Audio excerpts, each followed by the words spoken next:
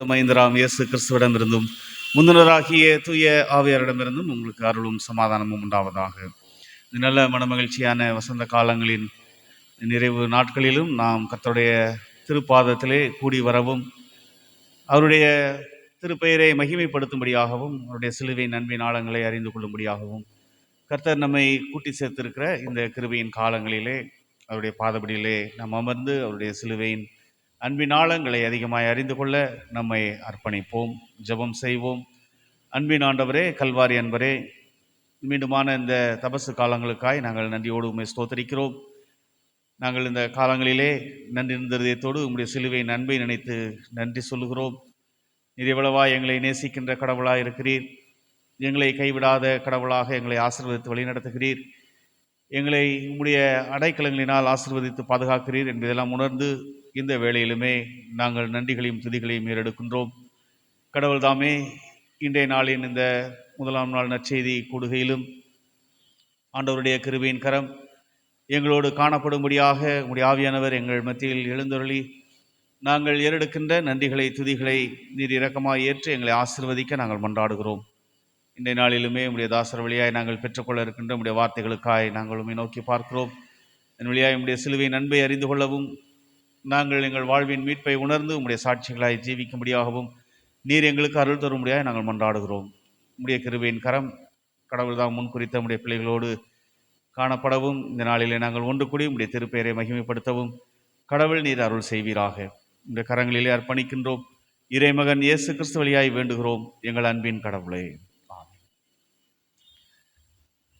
அன்புக்குரியவர்களே, இந்த நல்ல நாட்களிலும் இந்த வெள்ளிக்கிழமை மாலை நற்செய்தி கூடுகைக்கு வந்திருக்கிற உங்கள் அனைவரையும் ஆண்டவராகிய இயேசு கிறிஸ்துவின் திருப்பெயரிலே வாழ்த்தி வரவேற்கிறேன். கர்த்தர் அருளுகின்ற மகிழ்ச்சியும் பலனும் சமாதானமும் உங்கள் வாழ்வில் நிறைவாய் இருப்பதாக. இந்த நாளிலும் நாம் நம்முடைய லெந்து கால பாடல்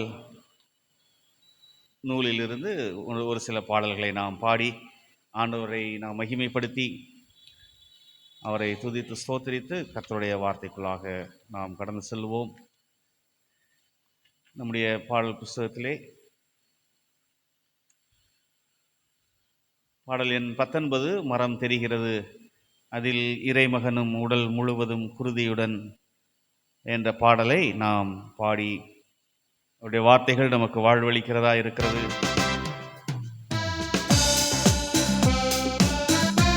அவருடைய வார்த்தை நம்மை பாசத்தை வெளிப்படுத்துகிறதா இருக்கிறது. ஒரு உறுதியும் ஊக்கமும் தருகின்ற கடவுளாக நம்மோடு இருக்கின்றார். நாம் தளர்ந்திருக்கின்ற நேரங்களிலே நம் கரம் பிடித்து நம்மை தாங்கி ஆசீர்வதிக்கின்ற தெய்வமாக இருக்கிறார் என்ற நன்றியோடு நாம் ஆண்டவரை ஸ்தோத்திரிப்போம். மரம் தெரிகிறது, அதில் இறை மகனும் உடல் முழுவதும் குருதியுடன். மரம் தெரிகிறது, அதில் இறை மகனும் உடல் முழுவதும் குருதியுடன். அவர் அருளும் திருமொழிகள் ஏடும் என் வாழ்வுக்கு வழிகள். அவர் அருளும் திருமொழிகள் ஏடும் என் வாழ்வுக்கு வழிகள். மரம் தெரிகிறது, அதில் இறை மகனும் உடல் முழுவதும் குருதியுடன். நம்முடைய தீவினைகளை மாற்றுகின்ற அவருடைய வார்த்தைகள் சிலுவையிலே கள்வன் என்று அறையப்பட்ட மனிதன் ஆண்டவருடைய அன்பை பெற்றவனாக பரதீசிலே வீற்றிருந்தான். அவர் வார்த்தை வாழ்வளிக்கிறதா இருக்கிறது என்பதையும் நாம் உணர்ந்து இந்த நாளிலுமே சிலுவையிலே அவர் மொழிந்த வார்த்தைகளையும் நாம் நினைவு கூர்ந்தவர்களை அவருக்கு நன்றி சொல்லுவோம்.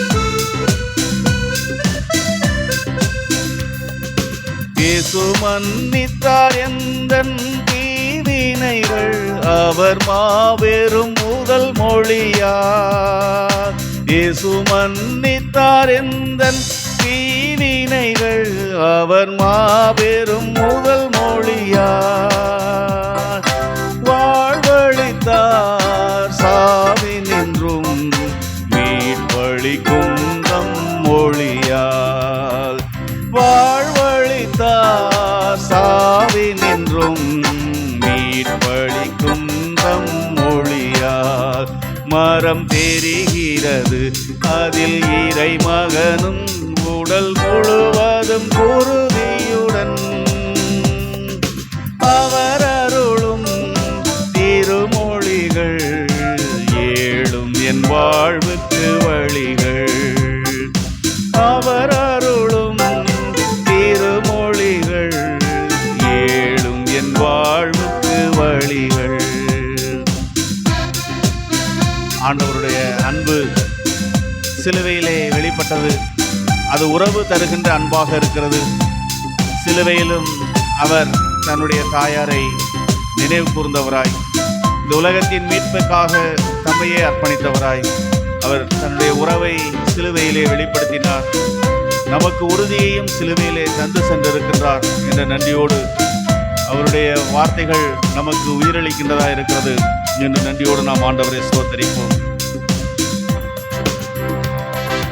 பாசத்தின் மொழியால் பரமரவர் இந்த பாரினில் உறவு தந்தார்.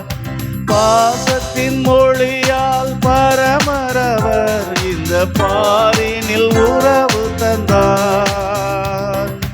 உறுதி தந்தார், ஊக்கம் தந்தார், உயிர் ஊட்டும் தம் மொழியார். உறுதி தந்தார், ஊக்கம் தந்தார், உயிர் ஊட்டும் தம் மொழியார். மரம் தெரிகிறது அதில் இறை மகனும் உடல் முழுவதும் குருதியுடன் அவர் அருளும் திருமொழிகள் ஏழும் என் வாழ்வுக்கு வழிகள். அவர் அருளும் திருமொழிகள் ஏழும் என் வாழ்வுக்கு வழிகள்.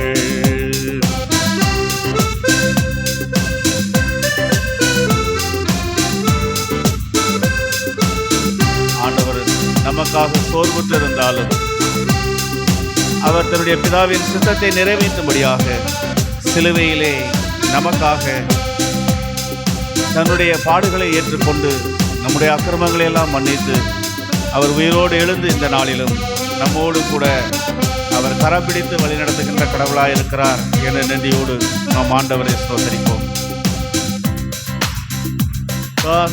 காகமடைந்தவராய் தலை சாய்த்தவராய் தீமை வென்றிடும் வேந்தருமாய். காகமடைந்தவராய் தலை சாய்த்தவராய் தீமை வென்றிடும் வேந்தருமாய்.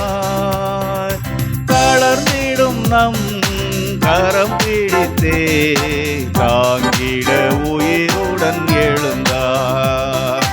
தளர்ந்திடும் நம் கரம் பிடித்தே தாங்கிட உயிருடன் எழுந்தார்.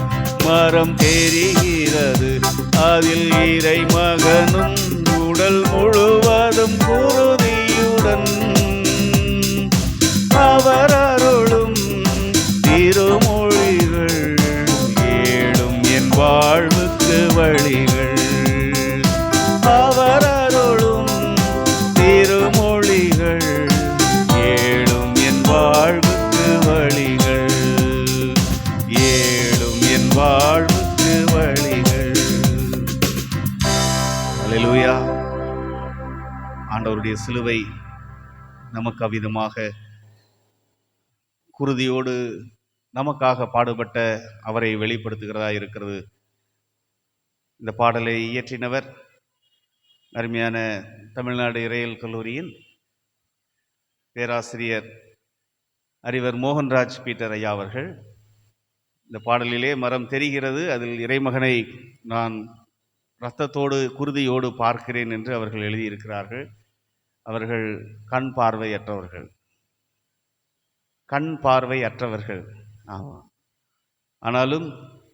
ஆனாலும் அவர் சிலுவையை அறிந்தவராக இறைமகனுடைய உடல் இவ்விதமாக இருக்கிறது, அவருடைய வார்த்தைகள் நமக்கு வாழ்வளிக்கிறதா இருக்கிறது என்று சொல்லி அவர் எழுதின இந்த பாடல் இன்றைய நாளிலும் ஆண்டவருடைய வார்த்தையை நாம் விசுவாசத்திலே நிலைத்திருக்கும்படியாகவும் நாம் அவருக்கு நன்றி சொல்லும்படியாகவும் இருப்பது எண்ணி நாம் ஆண்டவரை ஸ்தோத்தரிப்போம்.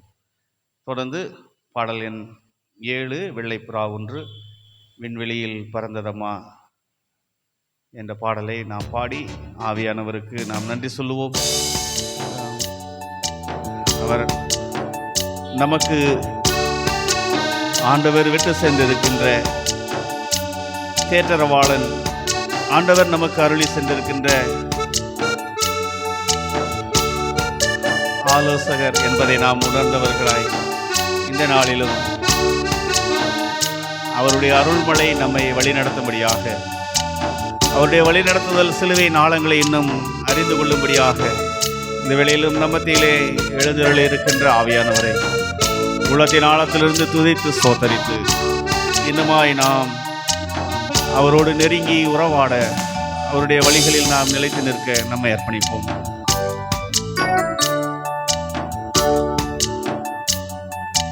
வெள்ளைப்புறா ஒன்று விண்வெளியில் பறந்ததம்மா, வெள்ளமில்லா இயேசுவின் மேல் கனிவாக அமர்ந்ததம்மா. வெள்ளைப்புறா ஒன்று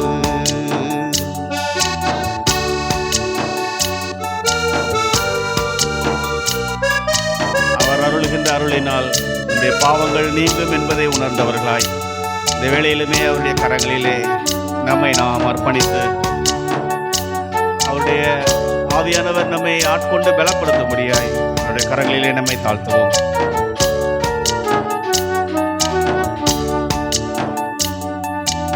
ஆவியர் அமர்ந்தார் அருள்மழை பொழியும், ஆண்டவர் பெயரை அப்பா என்றழைக்கும். ஆவியர் அமர்ந்தார் அருள்மழை பொழியும், ஆண்டவர் பெயரை அப்பா என்றழைக்கும். பாவியர் எவர்க்கும் பேரருள் கிடைக்கும், ஒரே தந்தையின் மைந்தராய் சொந்தம் கொண்டாடிட வெள்ளைப்புறா ஒன்று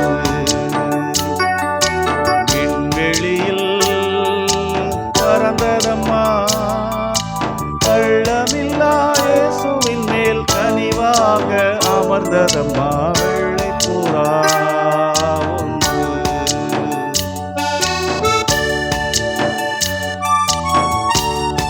ஆவியின் கனிகளை அருளுகின்ற அவரிடத்திலே, சாந்தமும் தயவும் நிறைந்த அவரிடத்திலே நாம் நம்மை அர்ப்பணிக்கின்ற வேளையில், அவர் நம்மோடு இருக்கின்ற வேளையில் நம்முடைய வாழ்க்கையும் சாந்தமும் தயவையும் வெளிப்படுத்துகிறதா இருக்கும். அது மாந்தரின் மாண்பை பெருகச் செய்கிறதா இருக்கிறது என்று அறிந்தவர்களாய் இந்த வேளையிலுமே அவருடைய வரவு நம்முடைய வாழ்க்கையில் விடுதலையை கொடுக்கிறதா இருக்கிறது என்று நன்றியோடு நாம் ஆண்டவரை ஸ்தோத்தரித்து ஆவியானவருடைய கரங்களிலே நம்மை அர்ப்பணிப்போம்.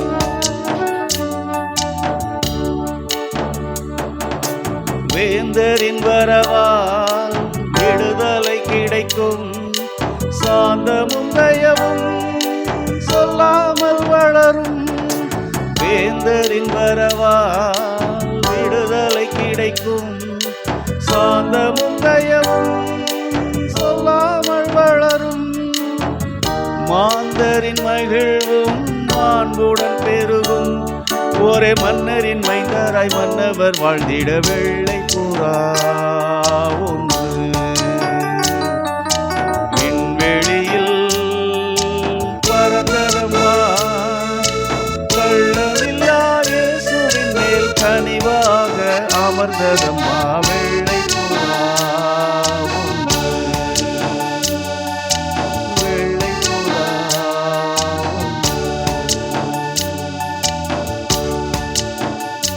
ஆவியானவர் இந்த வேளையில் நம்ம மத்தியில் எழுந்தெழுகிறார் என்ற நன்றியோடு நாம் யாவரும் எழுந்து நின்று ஆண்டவருடைய சிலுவையின் அழைப்பை உணர்ந்தவர்களாய் நம்முடைய வாழ்க்கையில் எவ்வித சூழல் வந்தாலும் ஆண்டவருடைய சிலுவையை நான் சுமப்பேன்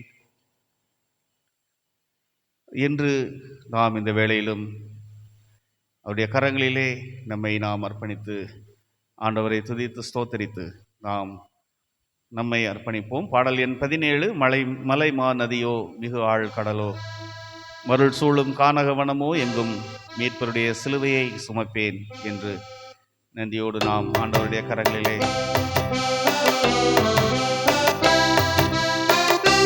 பாடல் வழியாக நமது சிலுவையை எடுத்துக்கொண்டு அவரை பின்பற்ற சொன்ன அவருடைய கரங்களிலே நம்மை நாமே அர்ப்பணிப்போம்.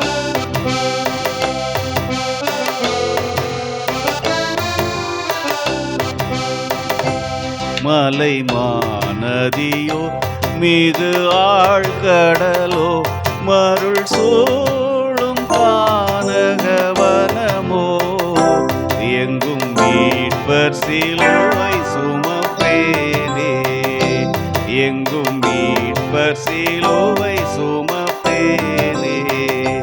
மலை மாநதியோ மிகு ஆழ்கடலோ மருள் சூழும் கானகவனமோ எங்கும் மீட்பர் சிலுவை சுமப்பேனே, எங்கும் மீட்பர் சிலுவை சுமப்பேனே. வாழ்க்கையில் உலகத்தின் சூழலினால் தடைகள் உண்டு. நம்மை வீழ்த்துகின்ற சூழலிலே பிசாசு நம்மை அடிமையாக்குகின்றவனாய் இருக்கின்றான். ஆனாலும் நம்முடைய உள்ளார்வத்தோடு ஆண்டவரை நோக்கி பார்க்கின்ற வேளையிலே மீட்பருடைய சிலுவையின் அன்பை நாம் உணர்ந்து அவரால் விடுவிக்கப்பட்டு இந்த உலகின் வெற்றியை நாம் பெற்றுக்கொள்வோம் என்ற நன்றியோடும் இந்த வேளையிலே அவருடைய கரங்களிலே நான் உள்ளார்வத்தோடு வருகிறேன். ஆண்டவரே, உம்முடைய திருசித்தத்தை நிறைவேற்றுகின்ற பார்வையை எனக்கு தாரும் என்று நன்றியோடு ஆண்டவருடைய கரங்களை தாழ்த்துவோம்.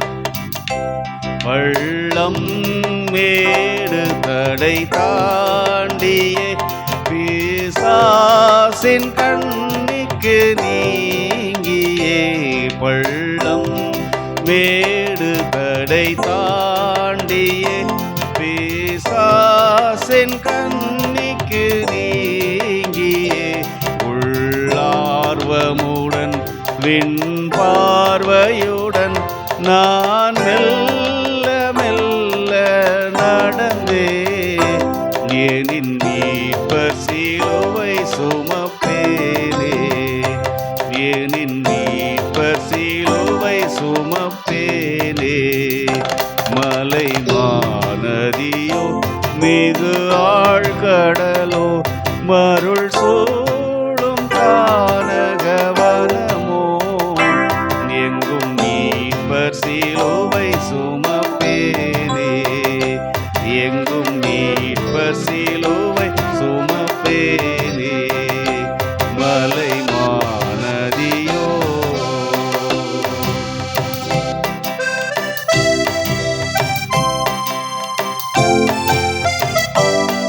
உலகத்தின் சூழல்கள் நம்மை போராட்டத்திற்குள்ளாக வழிநடத்துகிறதா இருந்தாலும் நம்முடைய வாழ்க்கையிலே இன்னல்களோ துயரோ அல்லது நோயின் பிடிகளிலோ நாம் சிக்கியிருந்தாலும் அவருடைய பாதையிலே நாம் நடக்கின்ற வேளையில் ஆண்டவர் நம்மை பலப்படுத்துகின்ற கடவுளாக இருக்கிறார் என்ற நன்றியோடு நாம் ஆண்டவரை ஸ்தோத்திரிப்போம்.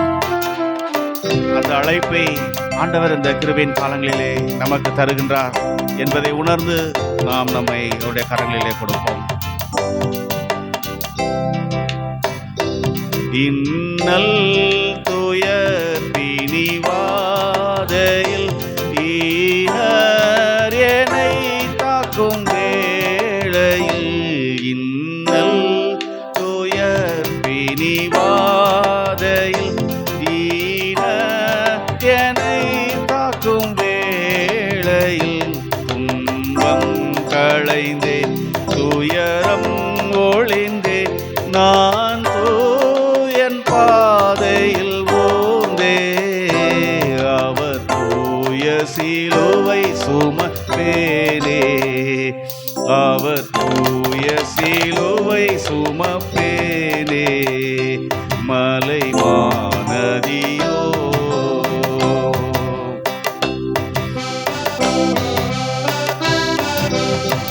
உலகிலே நாம் மேன்மையை தேடுகின்றவர்களாக இருக்கிறோம்.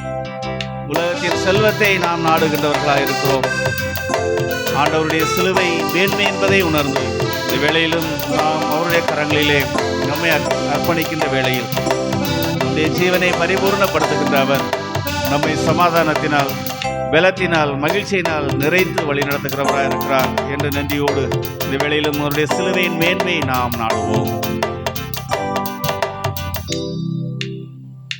பூலோகமேன்மை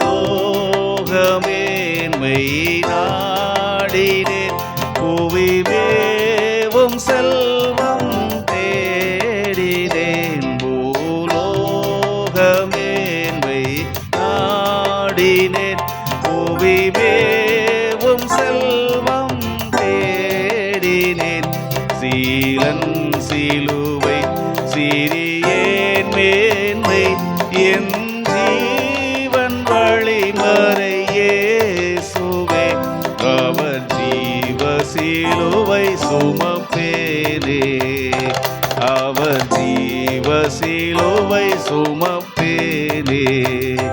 மலை மாநதியோ மிகு ஆழ்கடலோ, மருள் சூழும் கானகவனமோ, எங்கும் மீட்பர் சிலுவை சுமப்பேனே, எங்கும் மீட்பர் சிலுவை சுமப்பேனே. மலை மாநதியோ.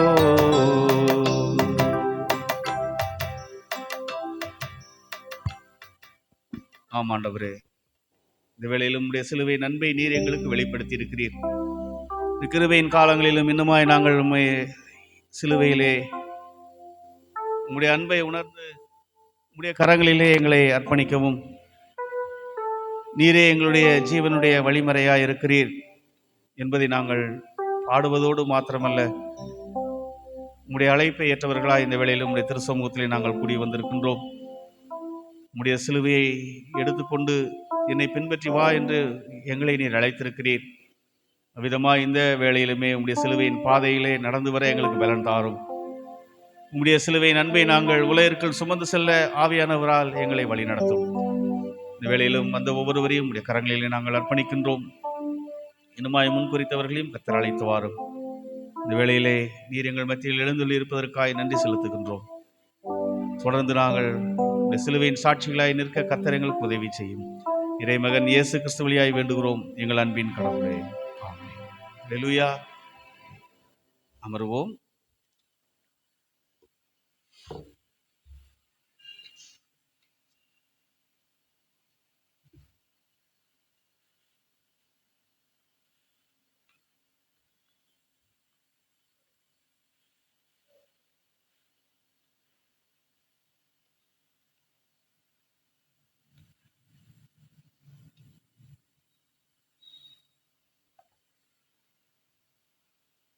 ஒரு திருமறை பகுதியை படிக்க கேட்போம். அதை தொடர்ந்து கர்த்தருடைய வார்த்தையை நாம் தியானிக்கும்படியாய் நம்மை அர்ப்பணிப்போம்.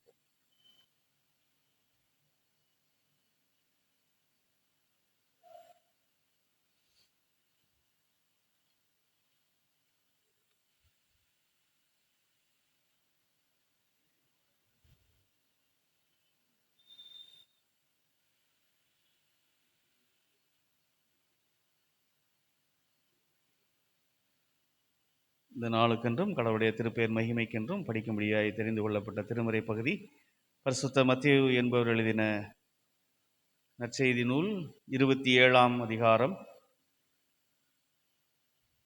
திருமொழிகள் 1 முதல் அடங்கியுள்ள கடவுளுடைய வார்த்தையை கேளுங்கள். பரிசுத்த மத்தேயு என்பவர் எழுதின நற்செய்தி நூல் 27ஆம் அதிகாரம் திருமொழிகள் 1 முதல். பொழுது விடிந்ததும் தலைமை குருக்கள் மக்களின் மூப்பர்கள் யாவரும் இயேசுவை கொல்ல அவருக்கு எதிராக ஆலோசனை செய்தார்கள். அவரை கட்டி இழுத்து சென்று ஆளுநன் பிலாத்திடம் ஒப்புவித்தனர். அதன் பின் இயேசு தண்டனை தீர்ப்பு அடைந்ததை கண்டபோது அவரை காட்டி கொடுத்த யூதாசு மனம் வருந்தி தலைமை குருக்களிடம் மூப்பர்களிடமும் 30 வெள்ளி காசுகளையும் திருப்பி கொண்டு வந்து, பழி பாவம் இல்லாதவரை காட்டி கொடுத்து பாவம் செய்தேன் என்றான். அதற்கு அவர்கள், அதை பற்றி எங்களுக்கு என்ன, நீயே பார்த்துக்கொள் என்றார்கள். அதன் பின்பு அவன் அந்த வெள்ளி காசுகளை கோயிலில் எறிந்துவிட்டு புறப்பட்டு போய் தூக்கு போட்டு கொண்டான். தலைமை குருக்கள் வெள்ளி காசுகளை எடுத்து, இது இரத்தத்திற்கான விலையாதலால் இதை கோவில் காணிக்கை பெட்டியில் போடுவது முறையல்ல என்று சொல்லி கலந்து ஆலோசித்து அந்நியரை அடக்கம் செய்ய அவற்றை கொண்டு குயவன் நிலத்தை வாங்கினார்கள். இதனால்தான் அந்நிலம் இரத்த நிலம் என்று இன்று வரை அழைக்கப்படுகிறது. இஸ்ரேல் மக்களால் விலை மதிக்கப்பட்டவருடைய விலையான 30 வெள்ளி காசுகளையும் கையில் எடுத்து, ஆண்டவர் எனக்கு பணித்தபடியே அதை குயவன் நிலத்திற்கு கொடுத்தார்கள் என்று இறைவாக்கினர் எரேமியா உரைத்தது அப்பொழுது நிறைவேறியது. இயேசு ஆளுநன் பிலாத்து முன்னிலையில் நின்று கொண்டிருந்தார். ஆளுநன் அவரை நோக்கி, நீ யூதரின் அரசனா என்று கேட்டான். அதற்கு இயேசு, அவ்வாறு நீர் சொல்லுகிறீர் என்று கூறினார். மேலும் தலைமை குருக்களும் மூப்பர்களும் அவர் மீது குற்றம் சுமத்திய போது அவர் மறுமொழி எதுவும் கூறவில்லை.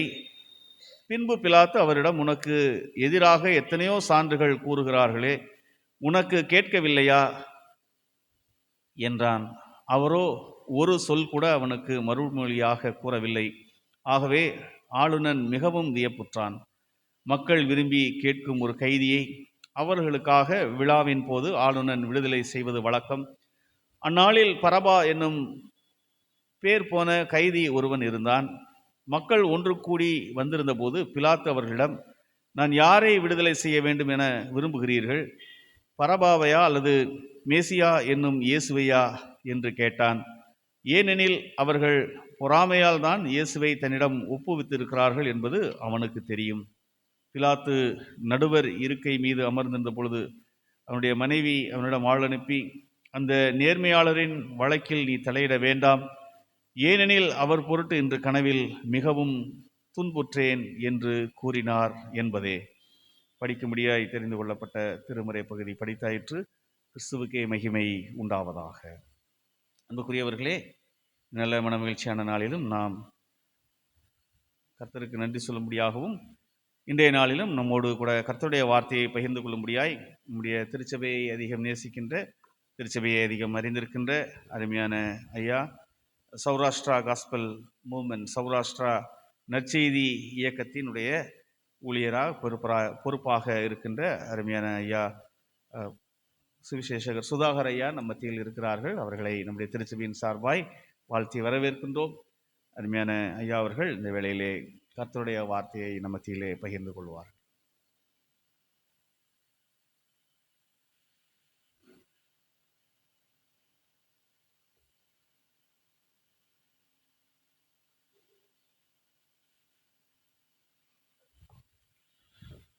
கண்களை மூடி ஆண்டவரை ஒரு விசை நாம் நோக்கி பார்ப்போம். இந்த லெந்து நாட்களில் கடைசி வாரத்திற்குள்ளாக நாம் கடந்து வந்திருக்கிறோம். இந்த லெந்து கால துவக்கத்தில் நம்மிடையே இருந்தவர்கள் இன்றைக்கு இல்லை. ஆனாலும் தேவன் நம் ஒவ்வொருவருக்கும் நல்ல பலன் கொடுத்து, கிருபைகளை கொடுத்து, சத்துவத்தை கொடுத்து, வல்லமையை கொடுத்து கர்த்தர் இந்த நாளில் இந்த ஆலயத்திற்குள்ளாக அழைத்து கொண்டு வந்திருக்கிறார். ஆகவே இந்த நாளில் ஆண்டவருக்கு நன்றி செலுத்தும்படியாக, ஆண்டவரை துதிக்கும்படியாக இந்த மாலை வேளையிலே ஆண்டவர் நம்முடைய வாழ்க்கையில செய்த எல்லா நன்மைகளையும் நினைத்தவர்களாக அவரை ஒரு விசை நாம் நோக்கி பார்ப்போம். உங்க கிருபைதான் என்னை தாங்குகின்றது, உங்க கிருபைதான் என்னை நடத்துகின்றது, உங்க கிருபைதான் என்னை தாங்குகின்றது, உங்க கிருபைதான் என்னை நடத்துகின்றது.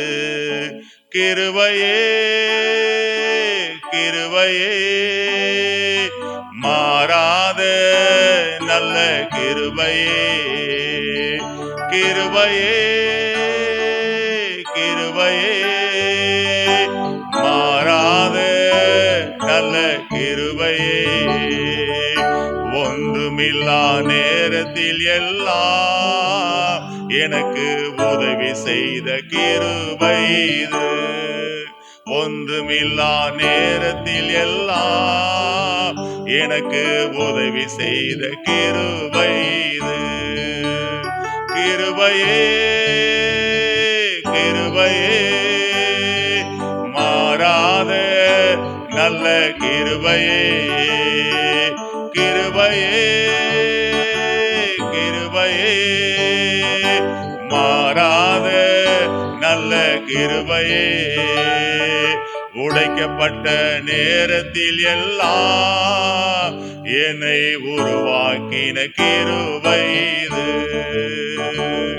உடைக்கப்பட்ட நேரத்தில் எல்லாம் என்னை உருவாக்கின கிருபை இது.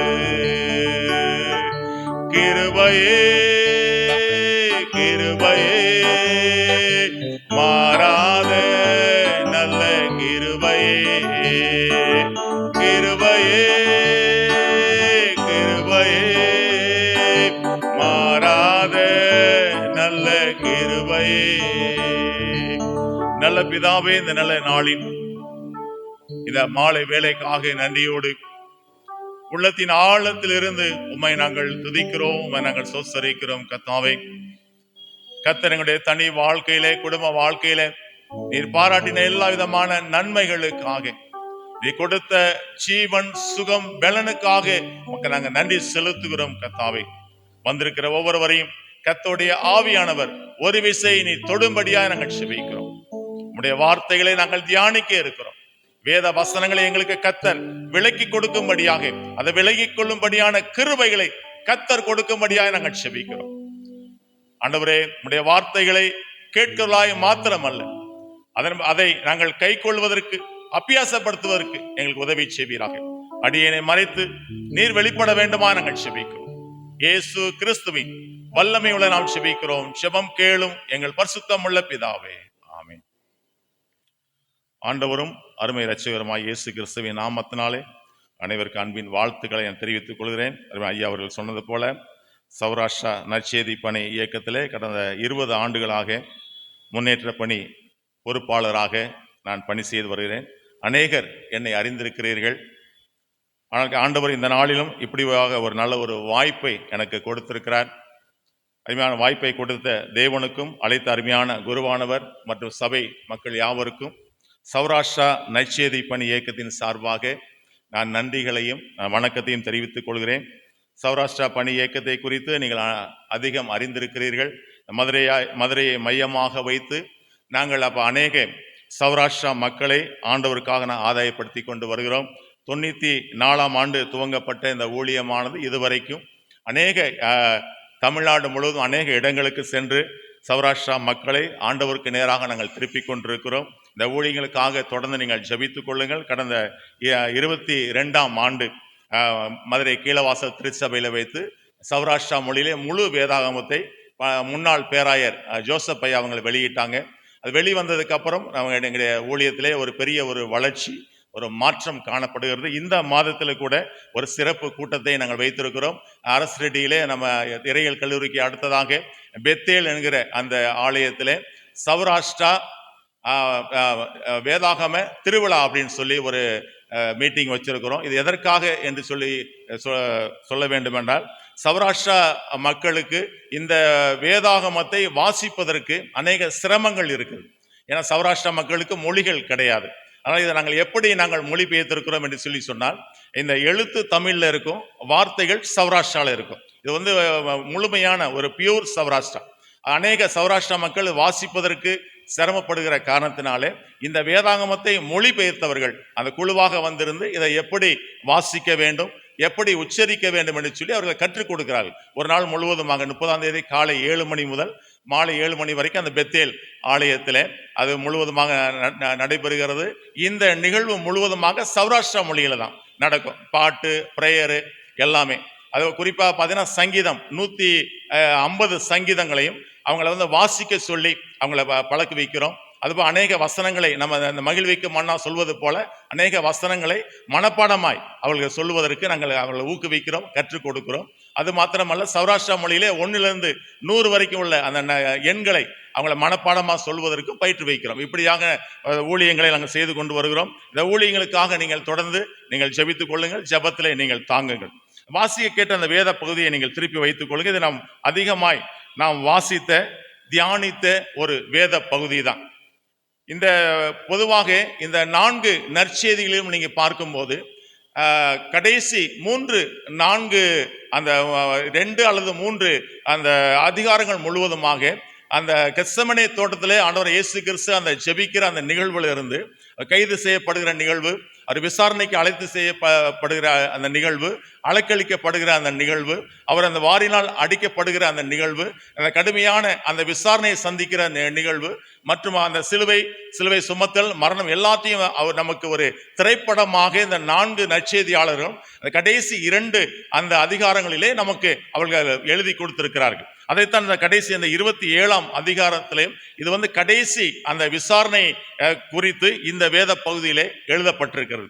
இந்த வேத பகுதியிலிருந்து நாம் இந்த நாளில் அறிந்து கொள்ள வேண்டிய காரியங்கள் என்ன, கற்றுக்கொள்ள வேண்டிய காரியங்கள் என்ன சொல்லி இந்த குறிக்கப்பட்ட அந்த நேரத்துக்குள்ளாக நான் சொல்லி கடந்து போக விரும்புகிறேன். பொதுவாக இந்த சிலுவையை குறித்து இந்த சிலுவை அந்த நாட்களிலே நாம் அதிகமாய் தியானிப்பது உண்டு.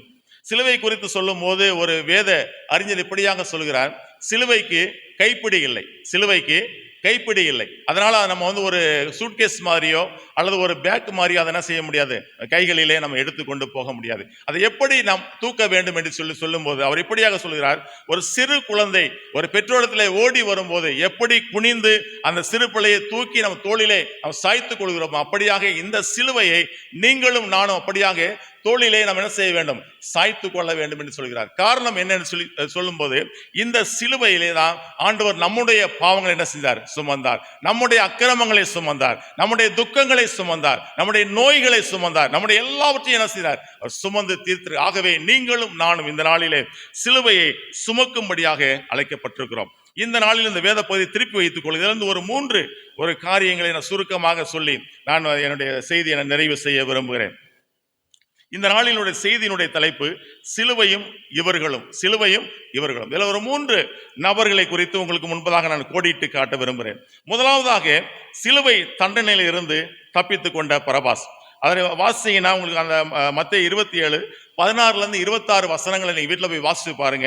இந்த பரபாசை குறித்து சொல்லப்பட்டிருக்கிற ஒரு வசனம். இந்த பரபாஸ் யார் அப்படின்னு சொல்லும் போது நமக்கு அதிகமாக நம்ம பரபாசை குறித்து நம்ம அறிந்திருக்கிறோம். பரபாஸ் என்கிற அரேமிய பெயருக்கு தந்தையின் மைந்தன் என்று பொருள், தந்தையின் மைந்தன் என்று சொல்லி பொருள். அவனுடைய பெற்றோர்கள் மேசியாவுடைய வருகையின் மீது நம்பிக்கை உள்ளவர்களாய் இருந்தபடியினாலே இந்த பெயரை வைத்திருக்கலாம் அப்படின்னு சொல்லி திருமறை ஆய்வாளர்கள் சொல்றாங்க. 2வதாக பரபாசனுடைய தந்தை ஒரு யூத மத தலைவராக இருந்திருக்கலாம் அப்படின்னு சொல்லி ஒரு சில மரபு செய்திகள் நமக்கு சொல்லுகிறது. இந்த பரபாசை குறித்து 4 நற்செய்தியாளரும் சொல்றாங்க. மத்தேயு சொல்லும் போது ஒரு பேர் போன ஒருவன் என்றும், மார்க்கு இவரை குறித்து சொல்லும் போது காவல் பண்ணப்பட்டவர்களில் ஒருவன் என்றும், லூக்கா இவரை குறித்து சொல்லும் போது காவலிலே வைக்கப்பட்டவன் என்று சொல்லியும் அவர் சுவிசேஷங்களை சொல்றாங்க. யோவான் ஒரு வித்தியாசமா அவர் சொல்றாரு, பரபாஸ் என்பவன் கள்ளனாய் இருந்தான், ஒரு குற்றவாளியாய் இருந்தான் அப்படின்னு சொல்லி என்ன செய்யறாரு, யோவான் தன்னுடைய அந்த சுவிசேஷத்துல எழுதி இருக்கிறார். இப்ப இந்த பரபாசுடைய வாழ்க்கையில இருந்து நாம் கற்றுக்கொள்ள போகிற காரியம் என்ன என்று சொல்லி பார்க்கும்போது, அவன் சிலுவை தண்டனைக்காக நியமிக்கப்பட்ட ஒரு நபர். அதை நாம் நன்கு அறிந்திருக்கிறோம். ரஷ்ய தேசத்துல ஒரு சிறைச்சாலையிலே ஒரு மத போதகரும் ஒரு நாத்திகவாதியும் அவங்க சிறையிலே அடைக்கப்பட்டிருக்கிறாங்க. அந்த நாத்திகவாதி அந்த மத போதகரை எவ்வளவாய் வேதனைப்படுத்த முடியுமோ வார்த்தையினால் மற்றும் எவ்வளவுதான் வேதனைப்படுத்த முடியுமோ அந்த அளவுக்கு அவன் ஒவ்வொரு நாளும் அவனை வேதனைப்படுத்தி கொண்டே இருக்கிறான். கேலி செய்கிறான், கிண்டல் செய்கிறான், அவரை காயப்படுத்துகிறான், ஆயுதங்களால் காயப்படுத்துகிறான், இப்படியாக காயப்படுத்தி கொண்டே இருக்கிறார். ஆனால் அவர் செய்கிற காரியம் என்ன, எல்லா நேரங்களிலும் அவர் இயேசுவை குறித்து என்ன செய்கிறார், அந்த நாத்திகவாதிக்கு பிரசங்கி சொல்லிக்கொண்டே இருக்கிறார். அப்போ ஒரு நாள் வந்தது. அந்த நாளிலே பார்த்தீங்கன்னா யார் யாரை விடுதலை செய்வது, யார் யாருக்கு தூக்கு தண்டனை கொடுப்பது அப்படின்னு சொல்லி அந்த அரசாங்கத்திலேருந்து ஒரு பெரிய ஒரு லிஸ்ட் அந்த சிறைச்சாலைக்கு வருகிறது. அப்போ அந்த சிறைச்சாலையில பார்த்தீங்கன்னா விடுதலை ஆகி வெளியே போக வேண்டியவர்கள் இடத்துல அந்த போதகருடைய பேர் என்ன செய்து எழுதப்பட்டிருக்கிறது. அந்த கொலை செய்யப்பட வேண்டிய அல்லது மரண தண்டனைக்கு நியமிக்கப்பட்ட அந்த பட்டியலிலே இந்த நாத்திகவாதியோடைய பேர் என்ன செய்து எழுதப்பட்டிருக்கிறது. உடனே அந்த பட்டியலை பார்த்த உடனே இந்த நாத்திகவாதி கதறி அழுகிறான். ஐயோ, எனக்கு குடும்பம் இருக்குதே, எனக்கு 6 பிள்ளைகள் இருக்கிறாங்களே, ஐயோ நான் இன்னும் கொஞ்ச நேரத்தில் என்னை தூக்கு மேடைக்கு கொண்டு போக போறாங்களே, என்னை எனக்கு மரண தண்டனை நிறைவேற்ற போறாங்களே, நான் என்ன செய்ய போகிறேன்னு சொல்லி என்ன செய்யறேன், கதறி அழுது கொண்டிருக்கிறேன். அப்போ அந்த நேரத்தில் அந்த போதகர் அருகில் அமைதியாக உட்கார்ந்து சொல்றாரு, ஒன்று நான் செய்கிறேன், நீ என் பேரை சொல்லிட்டு நீ என்ன செய், நீ வெளியே போயிரு, நான் உன் பேரை சொல்லிட்டு நான் என்ன செய்யறேன், நான் தூக்கு மேடைக்கு போறேன் அப்படின்னு சொல்லி என்ன செய்யறேன் அந்த போதகர் சொன்னாராம். போதகர் சொல்லிட்டு என்ன பண்ணாராம், சிரிச்ச முகத்தோடையே அவர் தூக்கு மேடைக்கு போனாராம். இந்த நாத்திகவாதி என்ன செஞ்சான், அழுது கொண்டே அவன் சிறைச்சாலையை விட்டு வெளியே வந்தான். இதே மனநிலை தான் பரபாசுக்கும் என்ன செஞ்சிருக்கான் அந்த நாட்களிலே இருந்திருக்கும். ஒருவேளை அவன் சிலுவையை நோக்கி பார்த்திருப்பான், ஐயோ இந்த சிலுவை நான் மறிக்க வேண்டிய சிலுவையாச்சே, இந்நேரம் என்னுடைய கைகளிலே ஆணிகளை அடிச்சிருப்பாங்களே, என்னை அந்த சாட்டையாலே என்னை வாரினாலும் அடிச்சிருப்பாங்களே, துன்பப்படுத்தியிருப்பாங்களே, என்னுடைய சரீரம் எல்லாம் கிழிந்து ரத்தம் அதிகமாய் வழிந்தோடி கொண்டிருக்குமே அப்படி சொல்லி ஒருவேளை பரபாஸ் என்ன செஞ்சிருப்பான், நினைச்சிருப்பான் இல்லையா? ஆனா இன்னைக்கு இந்த செய்தி மூலமாக நாம் கற்றுக்கொள்கிற ஒரு காரியம் என்னன்னு சொல்லி பார்க்கும்போது, இயேசு கிறிஸ்து உங்களுக்காக எனக்காக என்ன செஞ்ச சிலுவையிலே என்ன செஞ்சிருக்காரு, அவர் மரித்திருக்கிறார். நீங்களும் நானும் இந்த சிலுவை தண்டனையிலிருந்து தப்பு வைக்கப்பட்டிருக்கிறோம் இல்லையா? அதான் உண்மை. நீங்களோ அல்லது பரபாசோ சிலுவையில மரித்திருந்தான்னு வச்சுக்கோங்க, எந்த பயனுமே இல்லை இல்லையா? என்ன முழிக்கிறீங்க, உண்மைதானே? நீங்களும் நானும் நீங்களால பரபாசோ சிலுவையில மறிச்சிருந்தான்னு வச்சுக்கோங்க, ஒண்ணுமே இல்லை, எந்த பயனுமே இல்லை. நாங்க ஒரு நாடக குழு ஒன்று வச்சிருக்கிறோம், ஒரு சிலருக்கு தெரிஞ்சிருக்குன்னு நினைக்கிறேன். நாங்கள் என்ன பண்ணோம், அந்த கிரேஸ் கலைக்குழு அப்படின்னு சொல்லி என்ன சொன்னால் ஒரு கலைக்குழு ஒன்று நாங்கள் வச்சுருக்கிறோம். அதில் நான் ஒரு 15 வருஷமாக அந்த நாடக குழுவில் நான் இருக்கிறேன். நான் ஒரு நாடக குழுவில் நடிகராக இருக்கேன். அம்மா கூட கேட்டாங்க, மீசை பெருசாக இருக்குது அப்படின்னு. இந்த நாடகத்துக்காக வச்சுருக்கிறேன், வேறு ஒன்றும் இல்லை. அப்போ நாங்கள் என்ன பண்ணாங்க, ஒரு 15 வருஷமாக நாங்கள் எங்களுடைய இது எப்படி அப்படின்னா, நாங்கள் வேதாகமத்தில் இருக்கிற நாடகங்கள் தான். யோபுவுடைய வாழ்க்கை வரலாறு, யோனாவுடைய வாழ்க்கை வரலாறு, ரூத்து, அப்புறம் பரபாசுடைய வாழ்க்கை வரலாறு, பல வாழ்க்கை வரலாறு. அதை குறித்த செய்திகள் நம்ம வேதாகமத்தில் இல்லை. நாங்கள் எப்படி அதை கொண்டு போகிறோம் அப்படின்னா, பரபாஸ் மனம் திரும்பினா எப்படி இருக்கும், இது ஒரு கற்பனை தான். கல்வாரியில் பரபாஸ் அப்படின்னு சொல்லி பார்த்தீங்கன்னா, போன 31ஆம் தேதி ரம்ஜான் அன்னைக்கு சிறுவித்தூர் நம்ம சிஎஸ்சி சர்ச்சில் நாங்கள் போட்டோம். சிறுவித்தூர் இருக்கிற சிஎஸ்சி சர்ச்சில் இந்த கல்வாரியில் பரபாஸுங்கிற இதை போட்டோம். அதில் கடைசியில் பார்த்தீங்கன்னா பரபாஸ் மனம் திரும்புகிற மாதிரி அந்த சிலுவை காட்சியை பார்த்து மனம் திரும்புவது போல என்ன செஞ்சோம், அந்த நாடக இதை நாங்கள் அமைத்திருக்கிறோம். அதுபோல் வருகிற போன சண்டே ஜார்ஜஸில் போட்டோம். நகைக்கடை பஜார் இருக்கு இல்லையா, ஜார்ஜஸில் அந்த நாடகத்தை நாங்கள் போட்டோம். வருகிற 20ஆம் தேதி ஜோம் பண்ணிக்கோங்க, ஆல் சயின்ஸில் போடுறதுக்கு நாங்கள் திட்டமிட்டு கொண்டிருக்கிறோம். ஆமாம், இப்படியாக நாங்கள் என்ன செய்யறோம், அந்த நாடக ஊழியத்தை என்ன செஞ்சுருக்கிறோம், செய்து கொண்டிருக்கிறோம். அப்போ இதில் நாங்கள் சொல்ல வருகிற காரியம் என்னன்னு சொல்லி பார்க்கும்போது, பரபாஸ் மனம் திரும்பினா எப்படி இருக்கும் அப்படிங்கிற மாதிரி தான் நாங்கள் அந்த நாடகங்களை நடத்தி கொண்டிருக்கிறோம். இப்போ நான் சொல்ல வருகிற காரியம், பரபாசும் நாமும் நம்ம சிலுவையில் மறித்து தான் எந்த பயனுமே இல்லை. அப்போ இந்த வாழ்வு உங்களுக்கும் எனக்கும் ஆண்டவர் கிருபையாய் கொடுத்திருக்கிறார் இல்லையா? கிருபையாய் கொடுத்திருக்கிறார், ஈவாய் கொடுத்திருக்கிறார். அப்போ நீங்களும் நானும் இந்த நாளிலே நம்ம என்ன செய்ய போகிறோம்? இந்த நாளில் நீங்களும் நானும் நம்மளுக்கு கொடுக்கப்பட்ட அந்த கிருபையின் வாழ்வு, நமக்கு ஒரு ஜீவனை கொடுத்திருக்கிறார். நீங்களும் நானும் என்ன செய்ய போகிறோம்? அவருக்கு என்ன செய்ய போறோம்? இன்னைக்கு அவருடைய சித்தத்தை நம்ம செய்ய போறோமா? இல்லை அவருக்காக, ஐயா நான் உமக்கு பதிலாக நான் சிலுவை சுமக்க ஆயத்தமா இருக்கிறேன், உமக்கு பின்னாக நான் வர ஆயத்தமா இருக்கிறேன்னு சொல்லி நம்மை தேவ சமூகத்தில் ஒப்புக் கொடுக்க போறோமா? என்ன செய்ய போகிறோம்? இந்த முதலாவது இந்த குறிப்பிலிருந்து நம்ம கற்றுக்கொள்கிற காரியம் தான், நீங்களும் நானும் சிலுவையிலிருந்து தப்புவிக்கப்பட்டிருக்கிறோம். ஆண்டவர் நமக்கு ஒரு புது வாழ்வு என்ன செஞ்சிருக்கிறாரு, கொடுத்திருக்கிறார். நீங்களும் நானும் என்ன செய்ய போகிறோம்? ஏன்னா அவருடைய சித்தத்தை நம்ம என்ன செய்யணும். நீங்களும் நானும் இந்த உலகத்துக்கு அனுப்பப்பட்டதோடைய நோக்கமே என்னன்னா, அவருடைய சித்தத்தை செய்யணுங்கிறதுக்காக தான் இல்லையா? சும்மா ஏதோ நம்ம கிறிஸ்தவங்களாய் வாழணும், கிறிஸ்தவங்களாய் நம்ம வாழ்றோம், பிறந்தோம், வாழ்ந்தோம், செத்தோம் அப்படிங்கிறது கிடையாது. ஒரு நாள் இந்த சிஜிஎம்ல அருமையான ஒரு ஊழியக்காரர் சுந்தர் சிங் சொல்லி ஒரு அண்ணன் இருக்கிறாங்க. அவங்க ரொம்ப அடிக்கடி சொல்ற ஒரு வார்த்தை, ஒரு நாள் வாழ்ந்தாலும் நச்சின்னு வாழணும் அப்படிம்பாங்க. அடிக்கடி அந்த வார்த்தை சொல்லுவாங்க. ஒரு நாள் வாழ்ந்தாலும் நச்சுன்னு வாழணும் அப்படி. அப்போ வந்து ஆண்டவருக்காக என்ன செய்யணும்? நீங்களும் நானும் வாழணும். ஆண்டவர் அப்படிதான் வாழ்ந்தார். இந்த 33 வருஷம் அந்த உலகத்துல வாழ்ந்தாரு. பிதாவின் சித்தத்தை தான் செஞ்சார். அவர் சொல்ற காரியம் என்னன்னா, பிதாவின் சித்தத்தை செய்வதே என்னுடைய போஜனமா இருக்குது. அதுதான் எனக்கு முக்கியம். என்னுடைய வந்து உறவினர்களோ என்னுடைய தாயோ மற்ற யாருமே எனக்கு என்ன செய்யல முக்கியம் இல்லை. பிதாவின் சித்தத்தை என்ன செய்யணும்? நான் செஞ்சு முடிக்கணும். இன்னைக்கு நீங்களும் நானும் என்ன செய்ய போகிறோம்? ஒரு சில வசனங்களை வாசித்து விட்டு அடுத்த குறிப்புக்குள்ளாக நம்ம கடந்து போவோம். ஒரு வசனத்தை வாசிங்க. எபிரேயரின் புஸ்தகம் 6ஆம் அதிகாரம் 6ஆம் வசனம். எபிரேயர்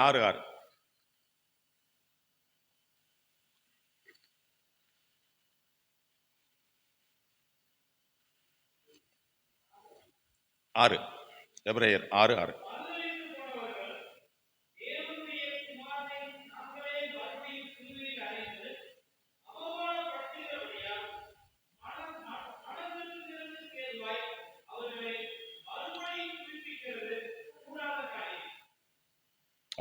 என்ன சொல்ல வர்றாருன்னா, அதாவது வந்து அவர் சிலுவையிலே அறைந்து அவமானப்படுத்தாத படிக்குன்னு சொல்லி வரும். அந்த ஆக்சுவலாக வந்து திரும்பவும் நம்ம என்ன செய்யறோம்? அவரை வந்து நம்ம வந்து தேவ சித்தத்தை செய்யலை அப்படின்னா திரும்பவும் அவர் என்ன செய்யறோம்? நம்ம சிலுவையிலே அறைவதற்கு சமமாய் அந்த வசனத்தில் சொல்லப்பட்டிருக்கிறது.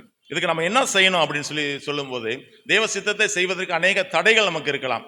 இந்த தடைகளை வந்து நம்ம எப்படி நம்ம தாண்டுவது அப்படின்னு சொல்லி பார்க்கும்போது, அதே எபிரேயர் 12ஆம் அதிகாரம் முதல் வசனத்தை வாசிங்க. எபிரேயர் 12ஆம் அதிகாரம் 1ஆம் வசனம்.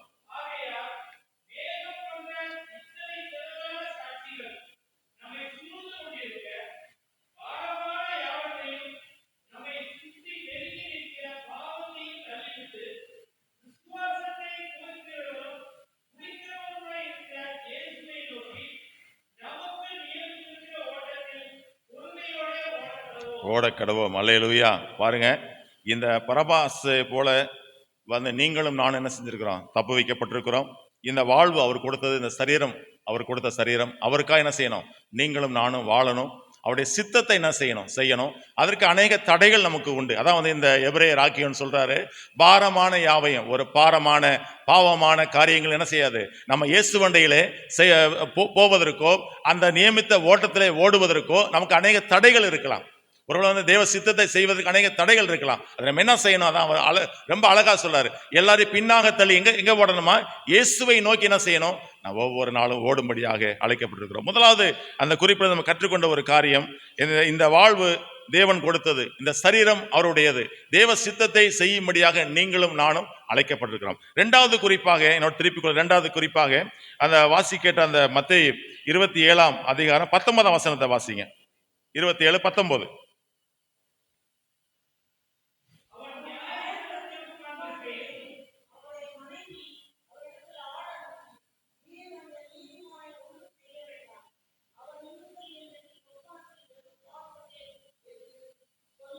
சொல்ல சொன்னால் இரண்டாவது குறிப்பாக, முதலாவது குறிப்பை பார்த்தோம், சிலுவை தண்டனையிலிருந்து தப்பு வைக்கப்பட்ட பரபாஸ் சொல்லி. இரண்டாவது குறிப்பு, சிலுவை தண்டனையிலிருந்து இயேசுவை காப்பாற்ற ஆதரவு குரல் கொடுத்த பிலாத்துவின் மனைவி.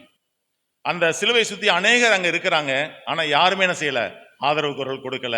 இந்த அம்மா தான் என்ன செய்யறாங்க? ஒரு ஆதரவு குரல் கொடுக்குறாங்க. என்ன சொல்றாங்க? அந்த நீதிமானுக்கு ஒன்றும் செய்ய வேண்டாம். இப்ப இவங்களை குறித்து பார்த்தீங்கன்னா இந்த ஒரு வசனத்தை தவிர வேற எங்கேயுமே வேதத்துல எந்த ஒரு குறிப்புகளே இல்லை. இவளை குறித்து ஒரு மரபு செய்தி என்ன சொல்லுது அப்படின்னு சொல்லி பார்க்கும்போது, இவருடைய பெயர் வந்து கிளாத்தியா புரோக்கியுலா அப்படின்னு சொல்லி சொல்றாங்க. கிளாத்தியா புரோக்கியுலா அப்படின்னு சொல்லி இவருடைய பெயர் அப்படின்னு சொல்லி ஒரு சில மரபு செய்திகள் சொல்லுது. இவங்க வேற எந்த ஒரு காரியமும் இவரை குறித்து சொல்லப்படலை. பொதுவாக வந்து பார்த்தீங்கன்னா இவங்க அந்த பிலாத்துவின் மனைவிக்கு இயேசு கிறிஸ்துவை யாரும் என்ன செய்யாது? தெரியாது. அவங்க பார்த்ததே கிடையாது. ஆனால் அவங்களை குறித்து கேள்விப்படுறாங்க. அவர் செய்த அற்புதங்கள், அதிசயங்கள், அடையாளங்கள், அவருடைய வந்து அந்த பரிசுத்த வாழ்வை குறித்து கேள்விப்பட்டு அவங்க என்ன சொல்றாங்க? இவர் நீதிமான் அப்படி சொல்லி என்ன செய்யறாங்க? ஒரு சாட்சி கொடுக்குறாங்க. இந்த நீதிமானுக்கு என்ன செய்யாதீங்க, ஒன்றுமே நீங்க என்ன செய்யக்கூடாதுன்னு சொல்றாங்க. அடுத்து அவங்க சொல்ற ஒரு காரியம், இந்த நீதிமான் நிமித்தமாக நான் சொப்பனத்துல அநேக பாடுகளை என்ன செஞ்சேன்? நான் பட்டேன் அப்படின்னு சொல்லி சொல்றாங்க. என்ன பாடுகள் பட்டாங்க அப்படின்னு சொல்லி என்ன செய்யாது? உங்களுக்கு நமக்கு தெரியாது. ஆனா ஒருவேளை வந்து இவங்க ஒரு அந்த தன்னுடைய குடும்பத்தை குறித்ததான ஒரு பயங்கரமா இருக்கலாம். இரண்டாவதாக தன்னுடைய குடும்பத்தின் எதிர்காலத்தை குறித்ததான ஒரு பயங்கரமா என்ன செய்யலாம், அது இருக்கலாம்.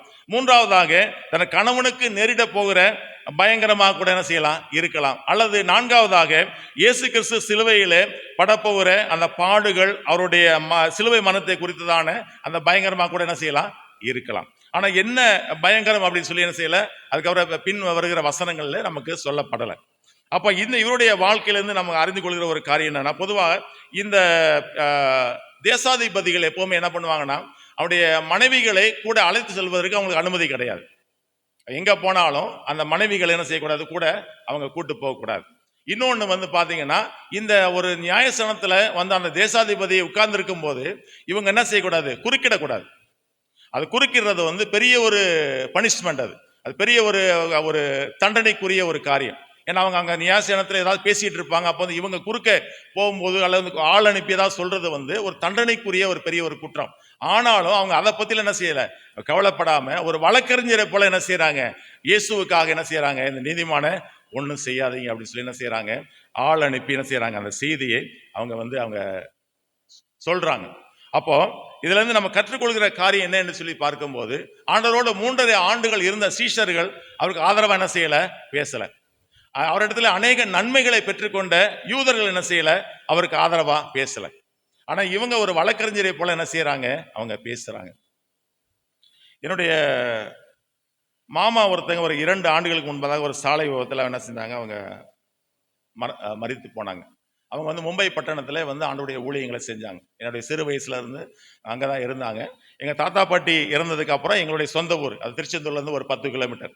அந்த ஊருக்கு என்ன செஞ்சாங்க, குடும்பமா அங்க இருக்கிற சிஎஸ்ஐ சபையோட இணைஞ்சு அந்த ஊழியங்களை என்ன செஞ்சாங்க, செஞ்சிட்டு இருந்தாங்க. அப்ப அவங்க என்ன பண்ணாங்க, ஒரு நேரம் வீட்டில் இருக்க மாட்டாங்க, எப்பாவது ஏதாவது ஒரு சபைக்கு, கிராம சபைக்கு போக, செய்தி கொடுக்க, பிரசங்கம் பண்ண. மற்றபடி இந்த தூத்துக்குடியில பாத்தீங்கன்னா அந்த கிருபையின் ஊழியங்கள் சொல்லி இருக்கு, பொற்செல்வன் ஆசிரியர் சொல்லி நீங்க கேள்விப்பட்டிருப்பீங்க. அவருடைய ஊழியர்களுக்கு என்ன பண்ணுவாங்கன்னா, அந்த எங்க ஊர் பக்கத்துல இருக்கிற அந்த பரமன்குறிச்சி, வெள்ளாளன் விலை, மெஞ்ஞானபுரம், இந்த பகுதியில் உடன்குடி, இந்த பகுதியில் என்ன பண்ணுவாங்க, ஃபண்டு பணம் கலெக்ஷன் பண்ணி என்ன பண்ணுவாங்க, அந்த ஊழியங்களுக்கு அனுப்புவாங்க.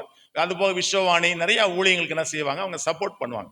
இப்போ இருக்கிற நாட்களில் ஒரு நாள் ஒரு வீட்டுக்கு, அதாவது ஒரு கிராம பகுதி அது, அங்க போயிட்டு ஜெபம் பண்ணிட்டு காணிக்கையை வாங்கிட்டு அவங்க ரோட கிராஸ் பண்ணும்போது அங்க தூத்துக்குடியில இருந்து நாகர்கோவிலுக்கு மீன் ஏத்திட்டு போற ஒரு வேன்ல என்ன செஞ்சாங்க, அடிப்பட்டு ஸ்பாட்ல இறந்துட்டாங்க. அப்ப நாங்க இங்க இருந்து மதுரையிலிருந்து நாங்க அங்க போனோம். போய் அடக்க ஆராதனை எல்லாம் முடிஞ்சதுக்கு அப்புறம் ஒரு வருஷம் கழிச்சு அந்த 1ஆம் ஆண்டு அந்த ஸ்தோத்திர கூட்டம் வச்சிருந்தாங்க. அப்ப நாங்க போயிருந்தோம். அப்ப அவருடைய மருமகன்ட்ட இதை குறித்து பேசினேன். இந்த மாதிரி ஆக்சிடென்ட் ஆச்சு, அவங்களுக்கு ஏதாவது பெனிஃபிட் ஏதாவது கிடைச்சதா, அந்த ஸ்தாபனத்துல, இந்த நிறுவனத்துல இருந்து ஏதாவது பணம் ஏதாவது கொடுத்தாங்களா அப்படின்னு சொல்லி கேட்டேன். இல்லை நீங்க யாராவது லாயரை நியமிச்சிருக்கிறீங்களா அப்படின்னு சொல்லி கேட்கும்போது சொன்னார், லாயரை நாங்கள் நியமிச்சிருக்கோம்னு. அவங்க லாயர் அதுக்குரிய அந்த காரியங்களை செஞ்சிட்டு இருக்கிறாங்க அப்படின்னு சொல்லிட்டு அடுத்து அவர் சொன்ன ஒரு காரியம், லாயரை நாங்கள் நியமிச்சிருக்கிறோம், ஆனால் அந்த லாயர் நமக்கு சார்பாக பேசுவாரான்னு தெரியாது அப்படின்னாங்க. என்ன சொன்னாங்க, நமக்கு சார்பாக பேசுவாங்களான்னு தெரியாது அப்படின்னு சொல்லிட்டு அடுத்து அவர் சொல்றாரு, ஆனா அவர் பேசாட்டினா என்னண்ணே, ஆண்டவர் இருக்காரு நமக்கு, என்ன சொல்றாரு, அல்லேலூயா. அது சொன்னாரு, ஆண்டவர் நமக்காக பேசுவாருன்னு. ஏன்னா ஆண்டவருடைய ஊழியத்தை செய்யும் போதுதான் மாமா இறந்து போனாங்க, ஆக்சிடென்ட்ல இறந்து போனாங்க. அதனால நிச்சயமா ஆண்டவர் அவருக்கு என்ன செய்வார், மாமாக்காக பரிந்து பேசுவாங்க. நமக்கு என்ன கிடைக்கணுமோ அது நமக்கு நியாயமா கிடைக்க வேண்டியது நிச்சயமா ஆண்டவர் என்ன செய்வாரு, பெற்றுக் கொடுப்பாருன்னு சொல்லி சொன்னார். உண்மையில் நம்மளுடைய வாழ்க்கையில இதுல இருந்து நம்ம கற்றுக்கொள்கிற ஒரு காரியம் என்னன்னு சொல்லி பார்க்கும்போது, இன்னைக்கு நம்முடைய குடும்பத்துல ஒரு பெரிய ஒரு நிகழ்வு நடக்கும்போது அநேக நேரங்களில் நம்முடைய உறவினர்கள், சொந்த பந்தங்கள், இரத்த சொந்தங்கள் நமக்கு ஆதரவா என்ன செய்ய மாட்டாங்க, அநேக நேரத்தில் பேச மாட்டாங்க. நமக்கு சப்போர்ட்டா என்ன செய்ய மாட்டாங்க, நிக்க மாட்டாங்க. நமக்கு சார்பா பரிந்து பேச மாட்டாங்க, இல்லையா? உண்மைதான். அநேக நம்ம ஒரு ஸ்தாபனத்துல வேலை செய்யறோம் அப்படின்னா நம்முடைய உயர் அதிகாரி நமக்கு சாதகமா என்ன செய்ய மாட்டாங்க, ஆதரவா என்ன செய்ய மாட்டாங்க, பேச மாட்டாங்க. நம்ம சைடு நியாயமே இருந்தாலும் என்ன செய்ய மாட்டாங்க, பேச மாட்டாங்க. அநேக திருச்சபைகள்ல என்ன செய்வாங்க, அந்த சபை மக்கள் நமக்கு ஆதரவா என்ன செய்ய மாட்டாங்க, பேச மாட்டாங்க, நிக்க மாட்டாங்க. ஆனா ஒரு காரியத்தை நீங்க நம்ம தெரிந்து கொள்ள வேண்டும், யார் பேசினாலும் பேசாட்டாலும் ஆண்டவர் நமக்கு என்ன செய்வாரு, ஒரு பேசுவார். அல்லேலூயா. ஆண்டவர் நமக்காக பரிந்து பேசுகிற ஒரு தேவன். ஒரு வசனத்தை வாசிங்க, யோவான் 1 யோவான் 2ஆம் அதிகாரம் 1ஆம் வசனம். 1 யோவான்